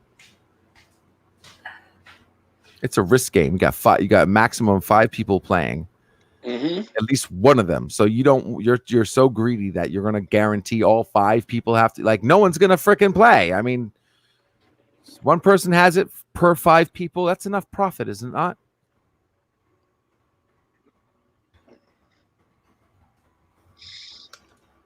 Anywho, let's see. Okay, so quick story from yesterday, guys. I don't know if any of y'all remember, but I was actually asking Anti-Trekker for green screen advice on what green screen to get. Yes. I don't know if any of y'all remember that, but I asked him online and he like turned off the green screen and showed me everything. He even had the damn Amazon link, which saved my life. Like, that was all I needed. Thank you. Perfect. I know exactly what to, because I was Googling green screens and this never came up, what he showed me. So I ended up buying this cloth green screen, and they advertised it. It looked like it was like a 3-part panel. Like, imagine like a brochure, a 3-fold brochure. Like a 7-foot green screen of that, and you fold it how you want. And freaking idiots put that in the picture, in the instructions, all across the buying point of trying to find the green screen, purchasing it, even to the instructions that came in the box. Okay, had the frame on the green screen all stretched out, and I never got the metal frame around. So all I got was basically cloth with hooks on it. I'm like, are you effing kidding me? Went back to the website, found out they put one little line in there that says use on your own frame, but it doesn't say frame not included. So my ADHD, when I scanned through that, I just figured that meant, yeah, okay, I see she's hooking it on there. You can use this on other hooks. Everybody else later, which I found out, that sold this exact same product includes the frame. These people took the frame out of the purchase and just sold me the green thing and just put that one line in there. So I got so pissed off. I'm like, okay, you know what? I just got screwed. I only paid $180, but I wanted to return it, and that wasn't an option. So I'm not going to buy from these people again. But I figured a way of reusing it, and I think I'm going to use it for my boy Rex. I know how Anti-Trekker has his boy, his dog on screen. I can make a green screen bed with this cloth fabric and put a camera on him, and he'll have it like his own green screen. I've tried using the green screen, but it doesn't work well once it's pressed and in angles. I tried to put the green screen behind me in the bed so that I could have a green screen, and once it's not flat and there's any type of shadow, the whole effect kind of gets ruined. Absolutely, and that's where lighting comes in. So I have these huge, you can see it shining off my face right here. I got these huge hydrogen lamps, fluorescent bulbs, excuse me. And, I got the white ones, not the yellow ones, the low quality. I'm hoping that helps. It all depends on the situation of how the light's going to hit. So you're right. It's going to be, when I actually do it, we're going to see how good it is. But I got to reuse the screen. It was $180. I can't return it, and I got to figure out something, because the screens that Anti-Trekker showed me, these things rock. These Valeras 90s, I love them. If you need a green screen, get a Valera Explora 90. Yeah, I looked at them. They look really good. They're awesome. as well Expensive. Yeah. They're cheap. How expensive? Mine was like $130 each. Yeah, but because you can buy something as for something like for 70 or 50. Oh, yeah. Well, it does come with a nice stand. You can change them, portrait or landscape. Yeah. And when I was buying mine, I was like, with the camera I got, because I purchased two Logitech Stream Cams, and they get like what, a 79-degree angle to it, and I didn't know depending on if I was going to need one or two. So I said, you know what, screw it. I ended up buying two 90s, and I tried one portrait. It didn't work, or landscape, I mean.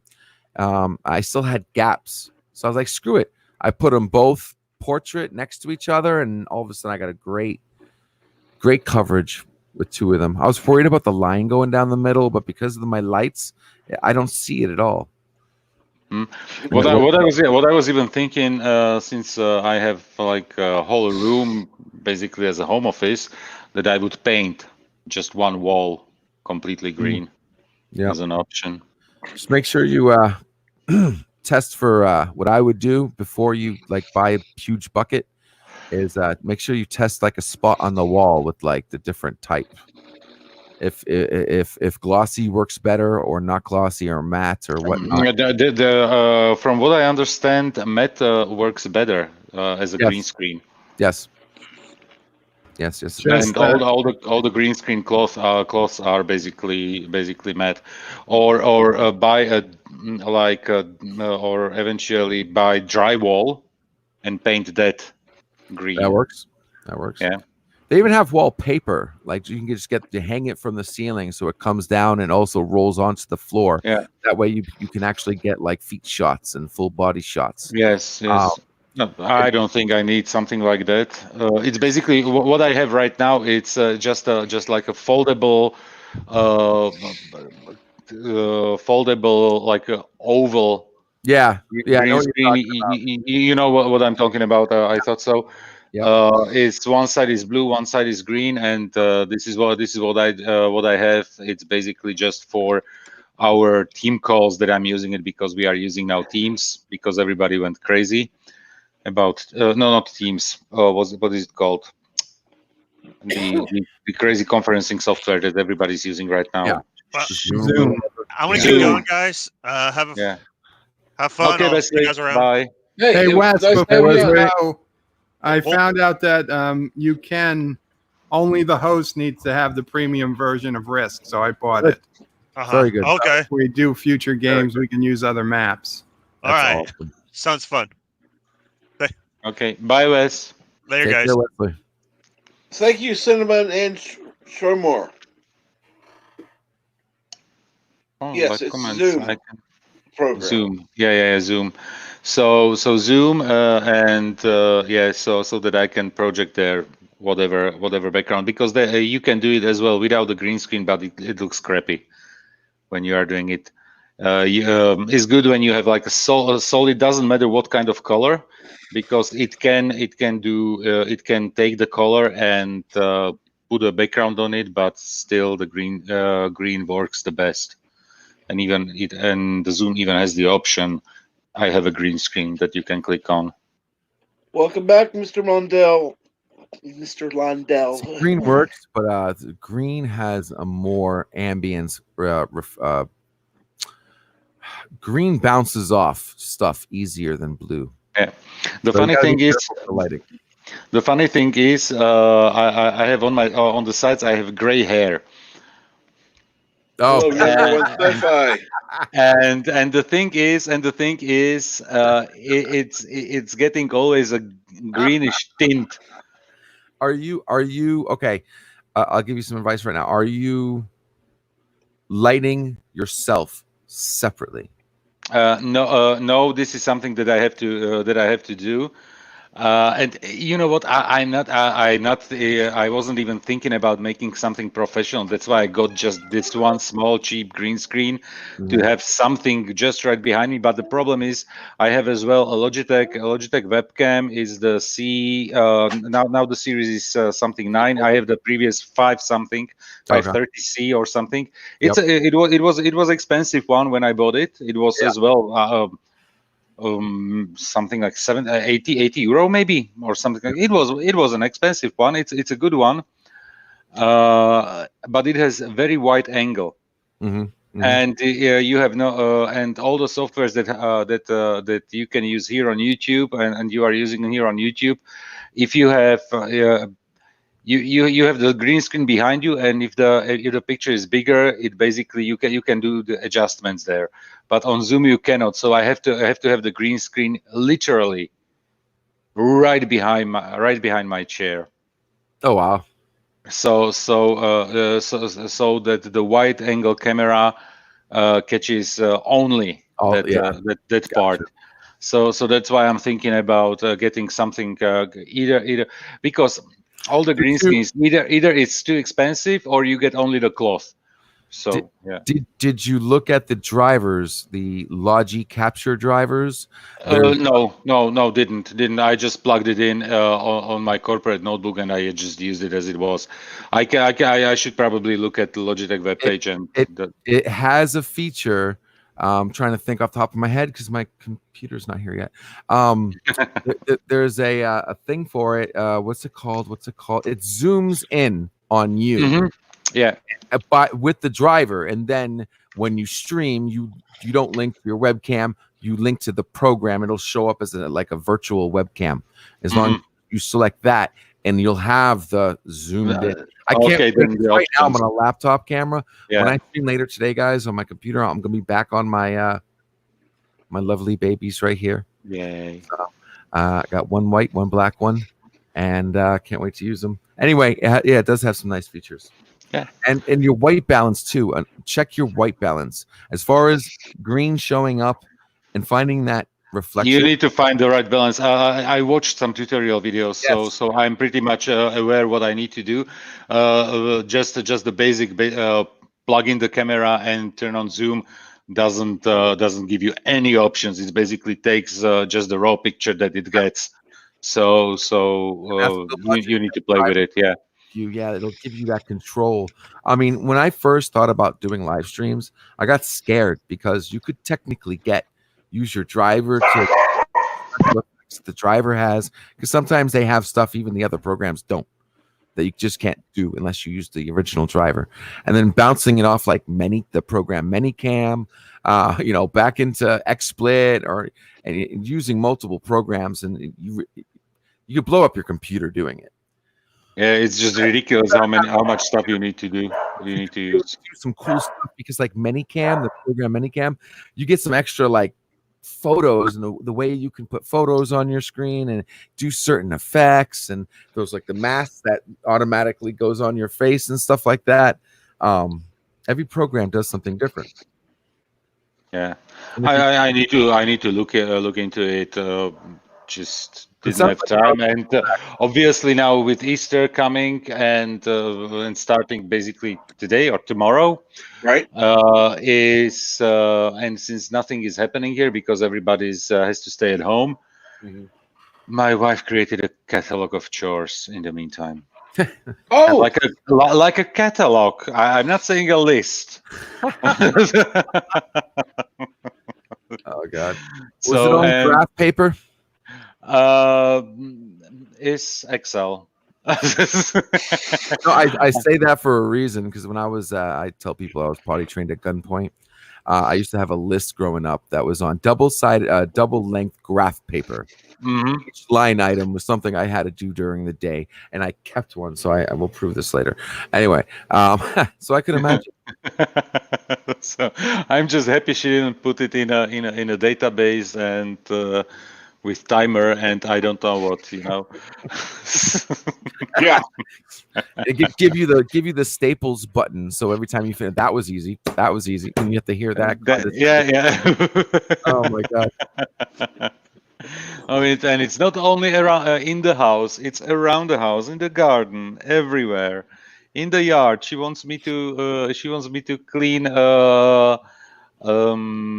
have the concrete tiles in front of the house, and there is like dirt during the winter came into the between the tiles. So I need to take the water pressure thing. What is it called? Okay, you know what I mean. Yes. So and I need to clean that stuff. Oh Jesus, the catalog is long. just remember the list she gives you might be hard. The list you give her will be 10 times better.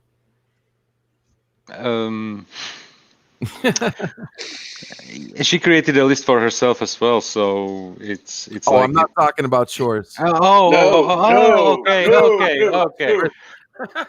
No, I should now say me neither. that's right.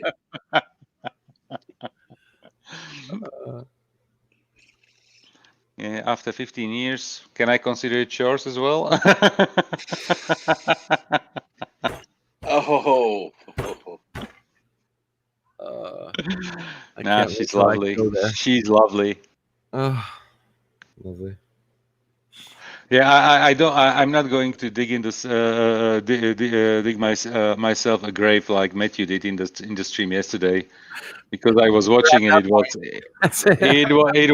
hilarious. I still didn't finish the stream. I'm like 2/3 in, but it was hilarious. Yeah, I had my fun, and how Anti-Checker was just helping him to dig the hole. Yeah. The last thing I was going to mention to you two real quick was the fact when I asked you if you light yourself. You can use something as simple as this. Okay? Uh-huh.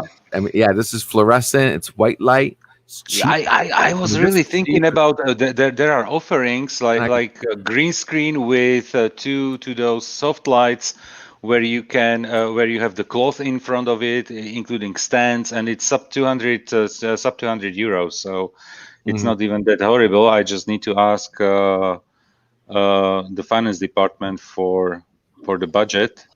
You know who it is. It would because that white light just eliminates any fade of green on you. Yes. As long as it's on you. Yes. I have a lamp that I can put in front of me so that I get illuminated. So, but I need to set it up so that I don't get blinded as well at the same time. But you have some strong lights right behind you. Is it windows or is it light? Okay, talking about that. these Yeah, right here. Okay, those are windows. And okay, they're windows. rectangle Okay. windows from the outside. But when this is not even my camera, so like you don't see this. Like you won't even see that. I saw your I saw you on multiple streams when you were streaming through your camera, so I know what you can do with all those effects and everything. So it looked really good, and the green screen. And I was even in that one stream with Anti-Checker when you were testing the microphone, and you were jumping on the ladder up there, just take the covers of the lights down. So I put that. I know that you put some effort and some work into the whole setup. Yeah, you are going. You are one of the very few YouTubers right now who are going the whole 9 yards right from the beginning. Yeah, because I watched many YouTubers who told about their beginnings and everything and how to start, and basically they just tell you go slow and buy only stuff when you have the money. And yeah, but obviously since you are, it comes with the territory. When you are working with IT, you have bit different standards than people who are not so much into IT. Exactly. I know it from personal experience how it is. Yeah, exactly. And it's beautiful what you can do on YouTube and how far you could take these things. And I'm taking that advice. I just took a leap. Yeah, you just took take it slow. Yeah, exactly. But there's certain things I'm going to take slow, and I'm seeing that, and it's a lot of work. Like. It's exactly the same thing. Some people think about, oh, it's a great idea, start a YouTube channel and everything, and then they realize how much work you need to actually put into it to make it somehow successful. Yep. Yeah, because I saw Anti-Checker how he was slowly gaining the subs, how much work he puts into the channel. I'm following Bert, for example, from almost the beginning, and it is 205.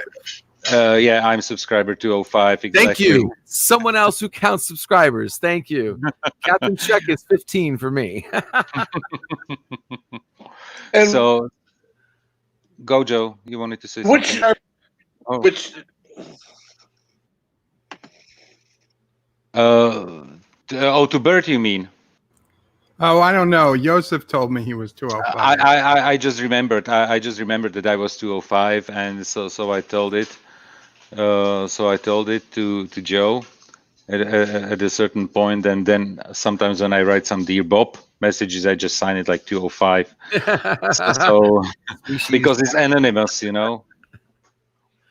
I love it, and I was talking about that on one of my other streams. How YouTube, just another example of how they don't care. They should give you that analytical information. There should be a page that tells you each one of your not a recent subscribers. Yes, okay, that's good, but that's only a shaving of the main hair. I want to know who my number one subscriber is, first of all. You know what I mean? My first top 10. You know, even if you have best friends or relatives that were your number 1, 2, and 3, okay, then I want to know the top, 10 or 20 or 25. Include a little bit more people. Who was your 1,000? Who was your 10,000? Who was your million? Even Cork counted as freaking customers, even if it was fake. But it was good. And then what I'd say, what people should do is, and to maybe wake YouTube up to say, hey, this is the analytical information that we need to be. I mean, it's almost like putting your name in when you get a high score in an arcade game. They're probably not doing it because people are unsubscribing to channel from channel, So maybe that's the reason why they are doing it or not doing it, not giving you the information. Well, it's not like they don't have it. They have it. Yeah, they do have it. Exactly. That's the thing that pisses me off. It's there. The information's there. They know which one you were because there's a timestamp.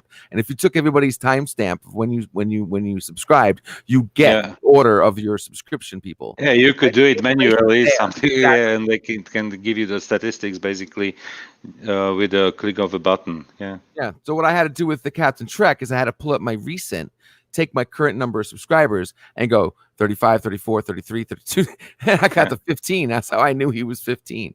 But somebody was recently looking for subscribers, and I remember that I subscribed and I was subscriber number 51. But I honestly don't know in the meantime who it was. That's why we should almost go on to that, because you have a discussion panel, right? When you go into a channel, you get the videos, whatever, and then you have the one that's discussion where you can leave a message generally to the channel. You should just like, once you subscribe, you should add a line in that, and 28. That way you have a place for the host to look at, and you're showing it off. You're showing off who's who. You go to the discussion panel and you see everybody calling out their numbers. Bert wrote a song, actually. What is it called? About the lost subscriber. Yes. Ode to the unknown subscriber. Yeah. That after he lost 1 subscriber, he was so depressed that he wrote a song. He lost 1. The first one. Oh, the first subscriber. Well, it wasn't necessarily the first. It was the first time I noticed. Okay. The count went down. See, I don't think I lost 1 yet. I hadn't even, that you just blew my mind. I never thought. Wait for it. It will come. It will come. And it will come. No, it will come. It will come. And it you're right. And it hurts, especially when you are either close to a milestone or you just reach the milestone and somebody unsubscribes. Yeah. So those are like the things that suck for people who care, because I know about people who don't care about the number of subscribers, and then there are people who are really closely following the number of subscribers. And the thing is, it's not important for me, but to see somebody have subscribed twice, I know they were unsubscribed. Yeah. Whether by choice or whether by... exactly. Yeah. Cinnabon knows Bird was subscriber number 1, Wesley was subscriber number 3. I honestly have like really 0 content, and I have, I think, over 20 subscribers. Just people subscribed to me because I don't know, because I subscribed to their channels, so they came just back and subscribed to me. But I said, okay, I'm harmless because I have no content for now. I think I am. Let's see here. I think I am. One moment. Where is it? Here we go. Yeah, I think I was 12,000 something for Anti-Trekker. Hmm. I think he was breaking 13 when I found him. Does that line up with about a month or 2 months ago? A few months ago? Couple months ago, because I'm not sure. He should know because he was really struggling to get to 10K, and then once you cross there are looks like there are some steps on YouTube. You can relatively easily go to something like 3,000, then it stops critically, then it moves a little bit up to around 8,000, and from 8,000 to 10,000 it's a really hard work to get over 10,000, and then it jumps up again, and then it stops for some reason. And once you reach 15,000, you get way easier subscribers. Then it stops somewhere around 18K, and then once again you are struggling to get to 20. So there are certain. But it will. And another thing is, from what I understood, that YouTube is still changing the algorithm and how YouTube suggests videos and everything. And when your video doesn't appear between the suggested ones, you basically have zero visibility on YouTube. So. Sorry. It's content targeting. That's like 80% of the algorithm is content targeting. What I love when I get my recommended videos are one of my videos. The whole point is, okay, so you have your data centers, right? And YouTube is it's not one server. This is not one server. It's multiple server farms, I would say. Logically, you cannot have your own code promote a particular video on purpose, like a random video, right? If that video all of a sudden got 5 million clicks, you're going to hurt the server. So by definition, you are not going to want to advertise a particular video so much. So it does that on purpose. It only makes logical sense. But the thing is, when you have a large YouTube channel, yes. Let's say I'm following here. Here's a guy in Slovakia who has he has the reach over to Czech Republic as well. So let's say the potential market is 15 million subscribers, because we are talking about the whole population of the two countries, something like 15 million. Yeah. And he has one of the most successful channels here with I think 550K subscribers, and there is only one other guy who has around 1 million subscribers. Yeah, and when they release their videos, they get within minutes they get tens of thousands of views. Oh yeah. Mm-hmm. Yeah. So and just go a bit higher to people like for example Gary from Nerdrotic, who has how many 200K subscribers, something like that, almost 300, or maybe in the meantime almost 300K. Mm-hmm. Yeah. How many hits does he get on his videos when he releases something? Go higher. Go to PewDiePie. Yeah, it does scale. It does scale. I mean, there is a gradient. That's obvious, right? But the algorithm has to accept user input, right? Yeah. So if you have that many subscribers, that number just becomes your ground level. Yes. It's this is what we're talking. The algorithm takes care of. If I have 2 subscribers, then I can count on those 2 subscribers, and then the rest is all algorithm showing me on other people's pages. Yeah. So you're always going to get your ground base, and I think that's even in it scales. So even the people only getting 100,000, it's a different level than the million of people. Excuse me. Yeah.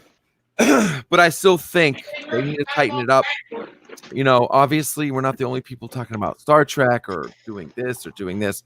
There's thousands and thousands and millions of videos. And the algorithm does, you have to come up with a system that content delivers that. But I just think the way Google, I mean, well, I guess you should say Google, right? Because Google is YouTube. Yeah, Google is They own it. Google is YouTube. So I don't know why we even call it YouTube anymore, because it's Google. So now you take all these videos and you have a database of users creating videos and a database of your internet history. Do I have to say more? Yeah. Can you imagine the connections being made that they are most likely doing right now when they say the algorithm? I just want to talk to the chat here, because I see that there are a few things like Cinnabon says I lose a sub every other day. Okay, not that much. More, I start noticing subs when I'm close to a milestone. Yeah, because this is probably even when you personally pay more attention to it. Yeah, and Shonemore, I think I was your first or second, Joseph. Yeah, it's possible. I don't know right now, and there is no chance how to find out. But definitely, thank you very much, and I hope you enjoyed all my content for now. Cinnabon, I think a lot of people have fat fingers on mobile and accidentally unsub to people. That's possible. It's possible. I watch YouTube on mobile phone only when I'm in bed or when I'm in the car. Otherwise, I try to be on notebook because it's way more convenient. Yeah.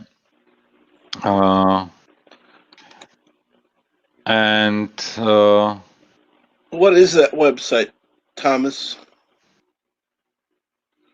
Oh, I can when I subscribe. Okay, so this is something that I could see. That would be interesting to know, Thomas. If you know it, can you share it with us? Eventually, Captain Trek, give him the range so he can. He's already got one. Okay, perfect. So that would be cool. And yeah, unless you are a chick or one girl that just plays Beat Saber, I don't even know what that is. I went from 10 to over 50K in 3 weeks. Yeah. Unfortunately, the community where we are right now, it's white middle-aged dudes, and then we have somebody who saves us from that is Mr. Londell and Cinnabon. Yeah. Otherwise, it's just white dudes. That's so sad. Okay, Thomas. Thank you very much. Thomas wrote that I can't remember, but I will look it up. Okay, when you find it next time, just let me know and you can enter it in there. Yeah. You're a mod.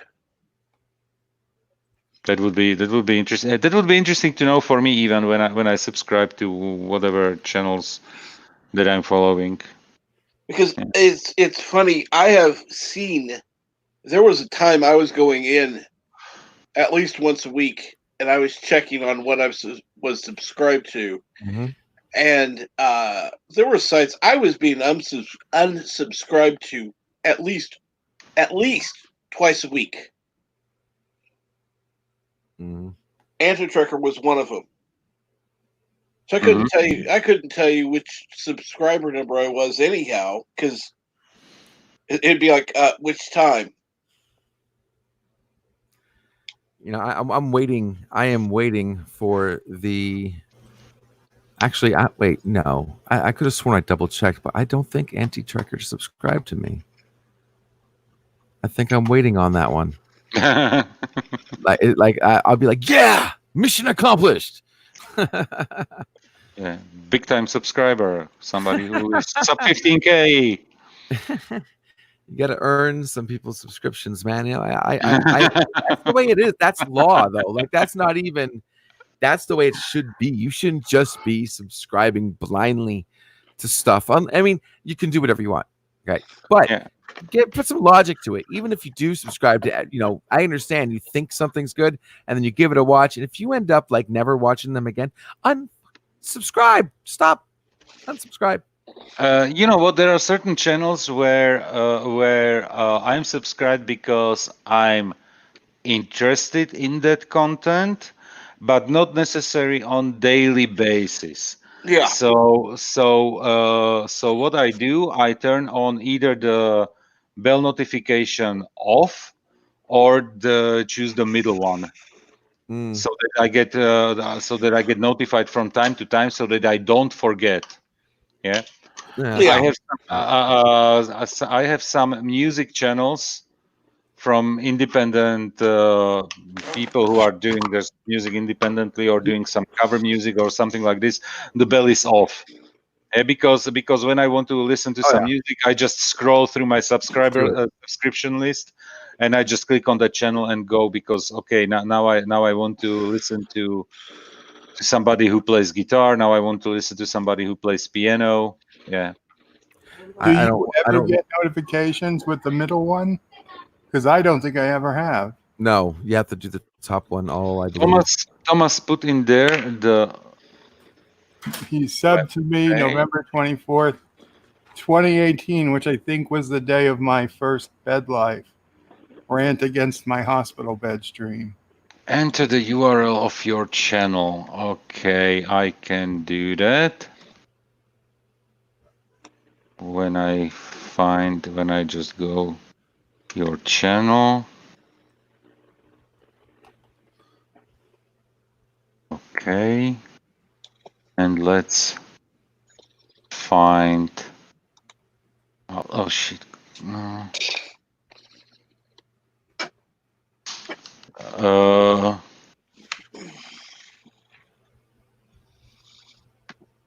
There are. I'm finding some YouTube analytical websites. Socialblade.com, xxluke.de, which is that one.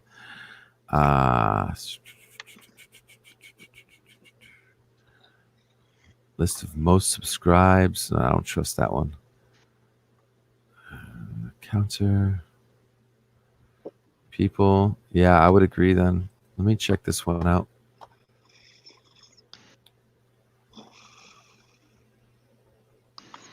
Where is that web page? Oh, they just list people. Holy crap.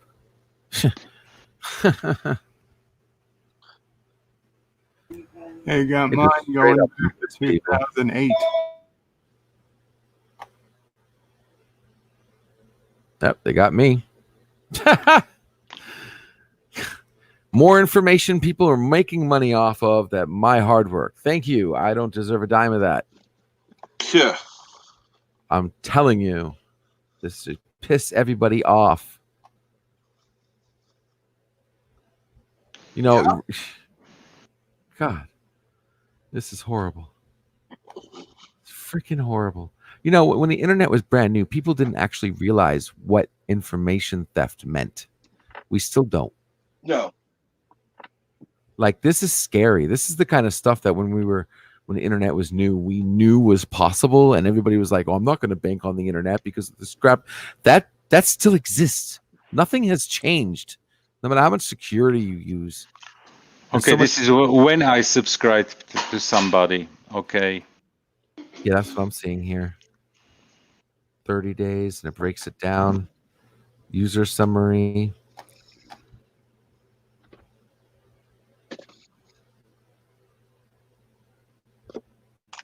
Detailed statistics. I want to see an actual list.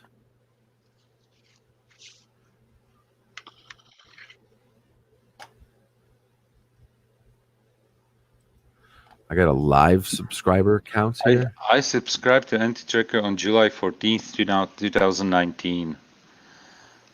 And to Bird of Prey on February 27th, 2019. What? I was subscribed to...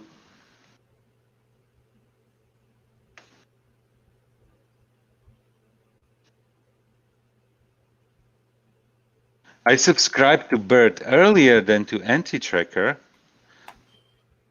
That makes no sense.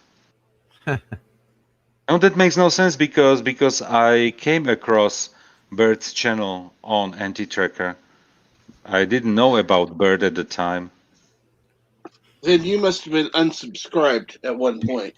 Or you just thought you were subscribed, and you No, did. I was following his videos, and I appeared in his live streams. So makes no sense.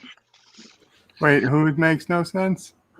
That I'm subscribed to you. I subscribed to you according to this webpage in February 2019 and to Anti-Tracker in July 2019. So Yeah, you probably unsubbed and resubbed. no, I didn't. I never unsubbed from Anti-Tracker. I mean, just because he told us to, when like people weren't getting notifications. Oh yes, Remember? you're Yeah, right. there was that one For a time. second, you might have Okay. You're right. That's pretty much possible because, yeah, because I'm subscribed to Mrs. Anti-Tracker since June 2017. Yeah, I'm subscribed to Bird of Prey X channel in June 7th. I subscribed to Mammo Prey a day earlier than to Bird of Prey 5X. Interesting. What's the first channel that I subscribed to? Where are you seeing this? Thomas put a link to the webpage where you can basically check it. Look. Okay, there we go. Okay, the first page that I subscribed to was Stan Winston School of Special Effects. Wow. The first one that I subscribed to, according to this, since I started doing this type of stuff, was Midnight's Edge, October 5th, 2017. But I know I'd subscribed to Lore Reloaded first. Like, Lore was the one that got me into all of these other channels. Yeah, so it is a bit wonky. Yeah, I unsubscribed. Yeah. But I know I've unsubscribed from Lore and resubscribed to try to get more of his, notifications. Mm-hmm. And I say I've got Computing Forever on February 21st, 2018. Vlogs Reloaded, which was Lore's second channel, April 7th, 2018. Midnight's Edge After Dark, May 2nd, 2018. Yeah. And I got Lore Reloaded, June 10th, 2018. Mm-hmm. Doomcock, June 11th, 2018. Tim Pool, June 16th, 2018. Enderman of Doom, June 16th, 2018. I see. I subscribed to you, LDG, on March 30th. Before Anti-Tracker, because I know I unsubbed from Anti-Tracker just a few days ago and resubbed, just in case. Captain George, June 23rd, 2018. The Mr. Pete channel, June 27th.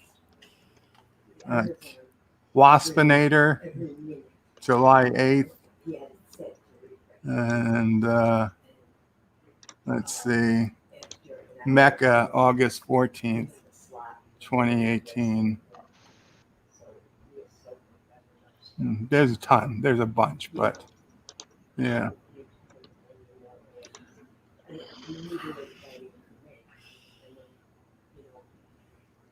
Yeah, the next thing I got to do is upgrade my ISP. What do you call it? Deal or whatever you call it. Level of service. I only have an upload of 7.2 maximum megabits. I need to get at least 20 minimum.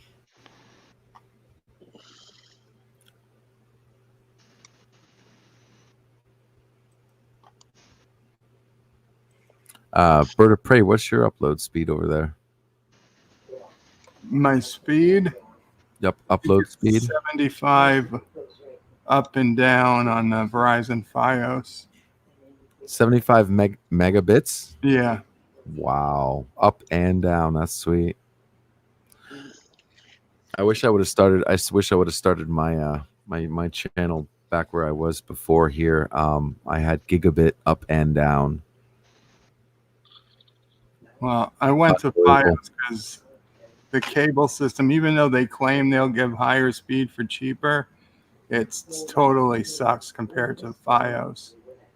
Every time it would rain, the internet would go out here. Mm. FiOS has been a champ. The only time it's been down is when my neighbor's landscaper cut the wire twice. Oh, really? That sucks. And it was twice over 10 years, but still. Kokot arabski. Yeah, no, I need more than 7.5. I mean, I can't even do 1080p with that technically.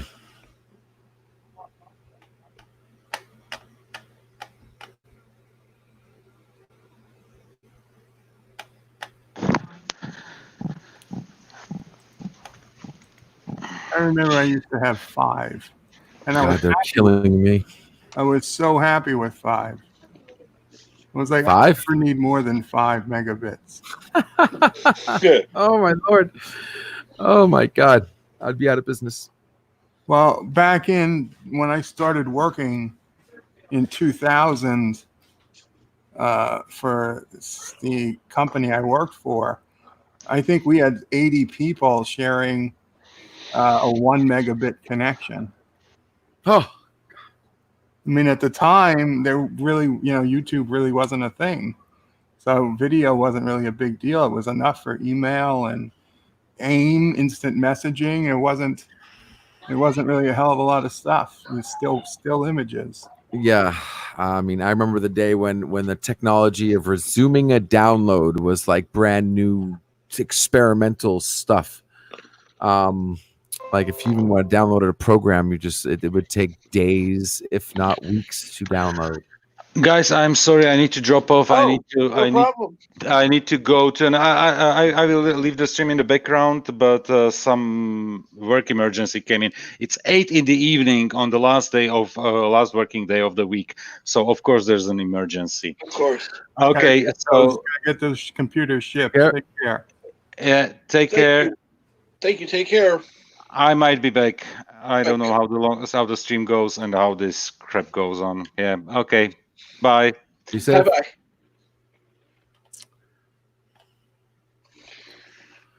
bye. all right. So yeah, we got our boxes of masks. Starting to use those when we go out now. Cool. I mean, you got to do what you got to do. Yeah. We've got a severe thunderstorm warning.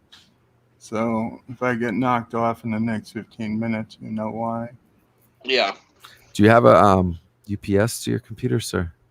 Yes, several. Good man. What? Several? Yeah, everything here is on. It's on a battery backup. Okay, that's cool. Yeah, And we've got a generator set up for the house. nice. Same here. Good call. Gas, I'm assuming. Yeah, gas. Good call, man. Yeah, same here. We lost power so many times. My first 10 years living here, it wasn't even funny. We're having that problem in Florida too, but just to have a battery backup on your PC, not only for the times that, okay, you're going to get your work save, but there's a chance of you can corrupt your hard drive during one of those spikes. You should have a battery backup, and even for those ones where the electricity just goes out for a split freaking second, those are the ones that really piss me off, because the internet, it was just out for a split second, but now your computer just hard shut off. You know what I mean? Just saving you from that, not to mention the invisible spikes that you don't even see affecting your hardware coming through that line 24/7. Just buy a UPS, save yourself some money in the long run. I mean, it saves your computer, makes your computer last longer, especially if you get one of the ones like I just bought one for $200. That what do you call it? No matter what's going in, the computer's getting a streamline. of power. So a power conditioner conditions the power, and it has a nice battery backup on it. Sounds good. And the heavy rain has started here. Now, if it knocks out your internet, if it knocks out your cable modem, you're screwed. But if you battery back up that, maybe you can get away during a thunderstorm. Maybe.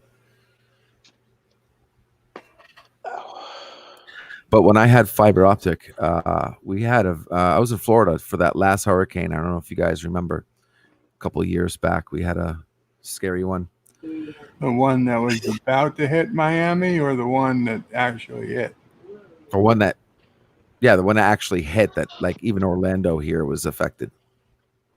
Like we heard slamming in our all night long. It wasn't that bad. It could have been worse. Like, yeah, I think Miami got the worst of it. But Where you live at in Florida? I'm over by Orlando. Huh? Orlando, Florida. Orlando? Oh, okay. I live close to Jacksonville. Oh, nice. So, yeah, I'm about 2-3 hours from you. Nice. Sweet. Holy crap. It's like, I mean, do you live... turned a hose on my window. Which part of Orlando? Down by the airport or up I'm north? halfway between. I'm 50% between. I have Universal to my right and Disney to my left, and SeaWorld in the middle, and I'm like right in that area. Okay, so you're towards the southern part. Yes. Okay. Because I lived way back when in Winter Park, off of Cimarron. Okay. You know, that's where my new computer is right now. I can't wait. Cool. Where in Winter Park? Winter Park, yeah. That's because you know how there's no computer shops. They're either gone out of business or they're not open. So when my computer went down and I couldn't do anything, stream or anything, I either had two options: either call Dell and wait till May or March for my, the next month for my computer, or find a local store that was building a future-proof PC. And I got lucky. I called a couple of them and found one in Winter Park. So it's about a half hour away from where I am. Not that bad. Yeah. Okay. But so which way you go? There, 436 Cimarron, basically. I-4 north and take a right on. I think it was Lee Road. Huh? Lee Road. Lee Road. Okay. I think. So you never get off on 50 on Colonial? I just saw the Google Maps. I don't drive a lot, so like this is actually new territory for me. So all I saw was up I-4, and then you take a right, like it's Lee on one side, I think, and some other name on the right. Unless I read it wrong, I have to look at it again. Because Winter Park is basically off of Cimarron. 436, I think, is what it used to be called. Is that what it's still called?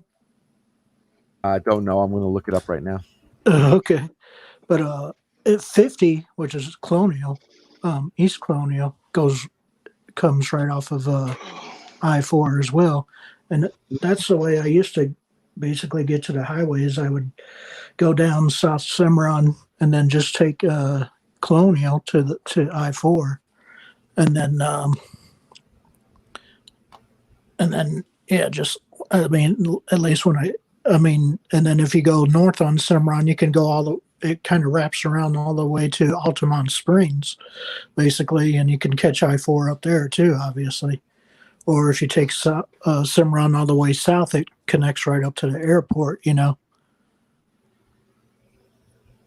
don't know if it's still that way or whatever. Yeah, I'm not I don't do much roads, unfortunately, anymore. It's been a while. That's why I'm quite happy I'm not happy, but I'm happy that my day-to-day work hasn't been affected too much. But I can still work. I still got my things going on.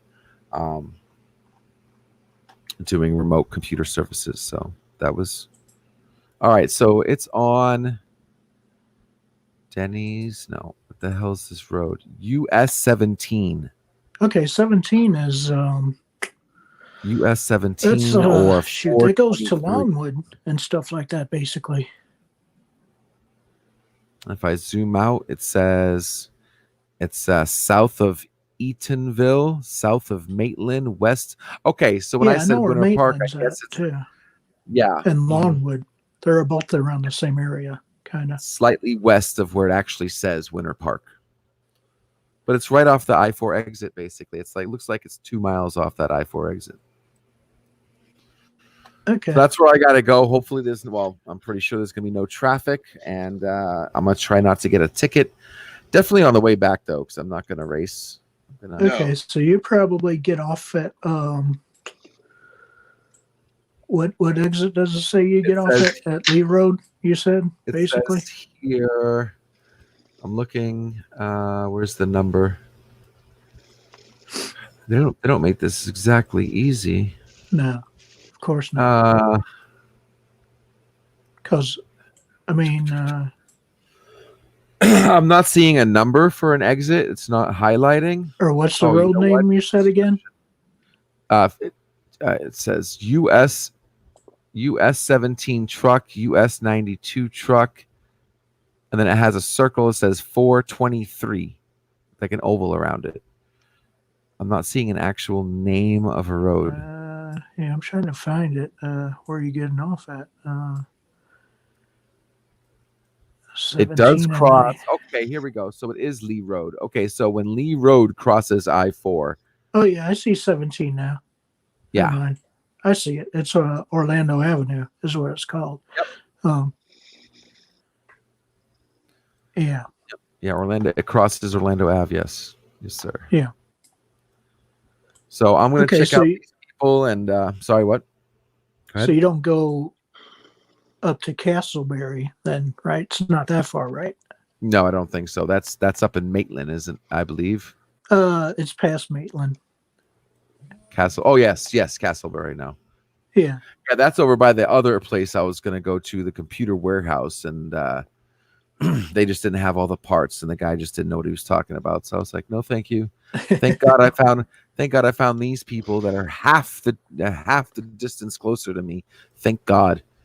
Okay, so it's basically in the northern part of Winter Park. It sounds like Northwest, I would say. Yes, absolutely. Yeah, so it's probably if it's close to Orlando Avenue, which is what Maitland is, then yeah, I know exactly where that's around. Because that's right before you get to Altamont Springs and stuff like that.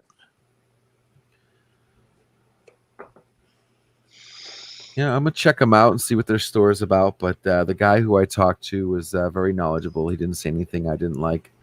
The only thing about this computer I'm not liking is the fact that it has a bronze. But yeah, maybe we can meet halfway sometime, like around. Let's see, what is it? Where's I-4 at? Because I know usually where I catch I-4 at is around. Trying to figure it out here. Because there's a fast way I can get to I-4 in like an hour from my house. Believe it or not. From Jacksonville? Yeah, from Jacksonville, because I know a shortcut to get there. And it's I think I catch it somewhere around or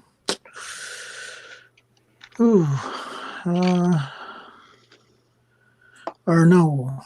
Well, you wouldn't take 95 because that's what we. Oh yeah, that's right. York. I'm taking 75. Where's 75 at? That's the one I can reach in an hour. So Ocala is usually where I catch it at 75. And then but yeah, once you're on 75, then I can get to Orlando by cutting across the turnpike, I guess, basically.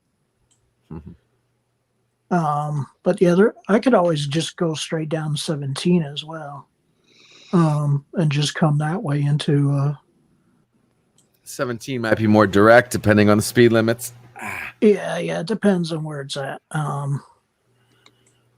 I've driven 95 from Florida to New Hampshire or New England. I must have done that about 12, 15 times in my life. Yeah, I mean, I or know we that could meet, road like the back of my hand almost. or if you want to meet like at Daytona, somewhere around there. That's, if you just go straight up 4 and meet somewhere around Daytona, basically. Mm.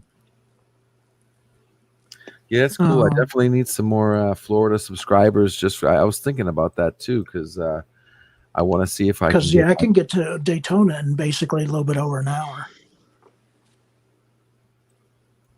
Daytona takes a couple hours for me, I believe. Okay, well, yeah, we can figure out maybe like Deltona is a little bit further down I-4. Mm. Cool. But yeah, we can always figure out maybe a place to meet up sometime once this mess is over with. Grab a drink. Yes, sir. That would be great. Some local stream get-togethers. That would be awesome. You get enough people in a particular area, and then even have a stream from the location. I was going to say that would be an excellent idea. That would be cool. Or I mean, I'll go all the way down to Orlando if I have to. I mean, I don't care really, because I haven't been there in like forever. But honestly, I can't wait to go back up to New Hampshire. Like as soon as I can actually afford, and that's why I love my business, how it's remote, how I can move. Yeah. I mean, if worse comes to worse, we could always meet like at Altamont Springs at the mall or something. Oh yeah, go to an ale house or something. Well, I'm not a fan of ale house, but it's up to the group, getting a bunch of people and stuff. Yeah, I mean, I figure that's the most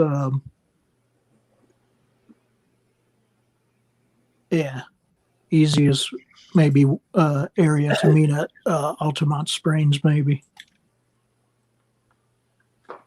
Because I mean, you got the mall there, which I've been to that mall a zillion times. So, at least when I used to live in Orlando, because I lived there when the Navy base used to, be there, and I left in '95 basically from Orlando. I don't know if you've been there that long, but. We moved down here in like '89. Okay. And I was back and forth a few times. Yeah. From '89 to '95, I was at the Orlando Naval Hospital, which is technically in Jacksonville / Winter Park. I mean, I shouldn't say Jacksonville. I meant Orlando / Winter Park, but right. But they've closed that obviously down and turned it over to the VA. But now the VA has the new hospital there down by the airport and stuff,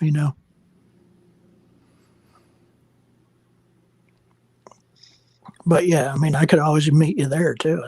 Like I said, it doesn't matter. Nope. But I got a date with my baby today. I cannot wait. Awesome. Yeah. I cannot wait, guys. I'm going to take some nice photos. I'm going to post it on the website. I wish you could do that. Like, why can't you host your own forum on your YouTube channel? Unless there's a way of doing this, like Birdo Prey, you can tell me. That you can't like Twitter your own photos, links. Well, of course you can do links. You got your own, but you can't do photos. What's up with that?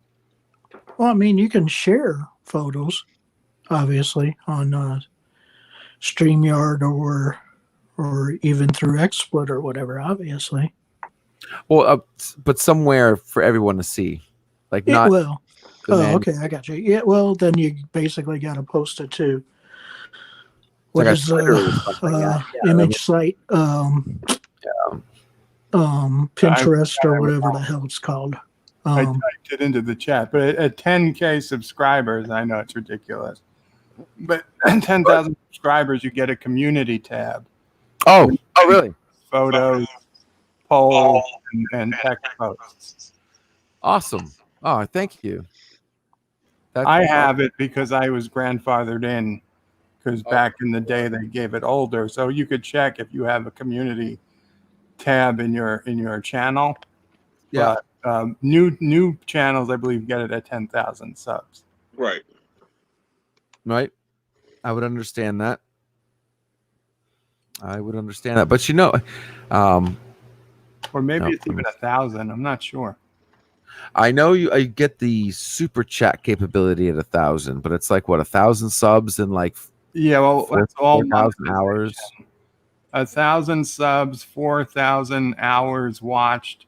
But to be honest, by the time you have 1,000 subs, 4,000 hours watched is really nothing. 1 hour, yeah, exactly. 1 hour per person. Yeah. So yeah, it's not that bad, especially if you're doing live streaming. It's fairly easy. But the thing is, it's not automatic upon hitting 1,000. It takes 1,000. They submit your channel for review. No, that's not us, Mom. That's somebody else. Anyway, it could take a week. It could take a month. And they don't have to approve it. Some people, like Sharon Moore, he's got 4,000. He's not approved yet. Mm-hmm. So it's not a guarantee, but generally, once you hit 1,000 within a couple weeks, you get approved. Gotcha. Oh boy, can't wait. All right. So you were playing Risk earlier, and that obviously works okay, Bird? Oh, yeah, it works great. No, and that's the free one that you can just download off of Steam, right? Yes, and I actually put the link in my community tab. Okay. And then is that the same for the Uno that's on Steam then too? I haven't tried Uno on Steam, but because I know they got an Uno that I already have. Like I said, I was going to figure out which one was the easiest to host basically. Mm-hmm. Because I mean, obviously if it's free, then that's the easiest way to do it, rather than having someone spend $20 on a tabletop thing. But yeah, I mean, this Risk is going to be better than it'll be on any tabletop simulator because it's made specifically to be Risk. And the other good thing is that you don't need a computer. It's cross-platform, so even somebody with a mobile device could play it. Like they have it for Google Play Store and Apple App Store. On the Google Play Store, you mean? Yes. Okay. Google Play and Apple App Store both have it as well. It's just called Risk Global Domination. Oh, okay. All right, yeah, I'll make sure I have that. But I'm pretty sure I know I got a Risk on my Steam plus Uno game. I know that. I had an old Risk. This one came out in February of this year. Oh, okay. But you said it's free though, right? But this is free, yeah. Okay. Yeah, I'll double check that I got that one too then.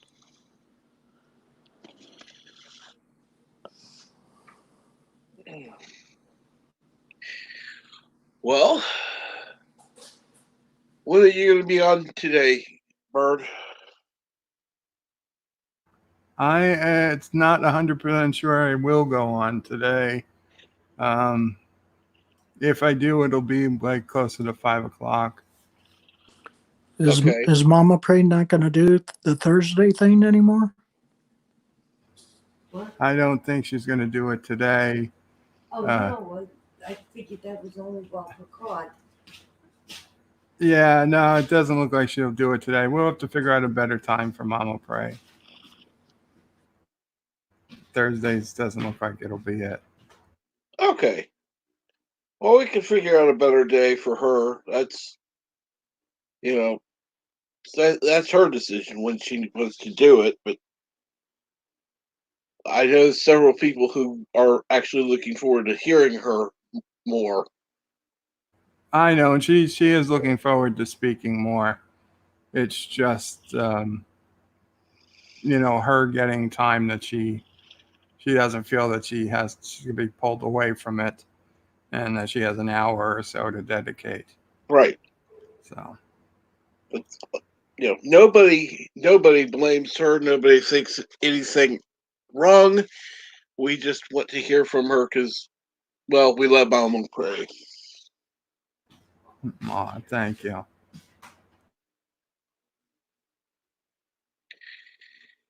And on that note, since we've been going a little over 4 hours, I think it's time we just wrap things up. And I want to thank everyone for having come on. And thank you again, Stronmore, excuse me, Cinnamon Bunny, Murder Prey, LDG, and Number One Sci-Fi. Thank you, Captain. And you have a great day. Take care, everybody.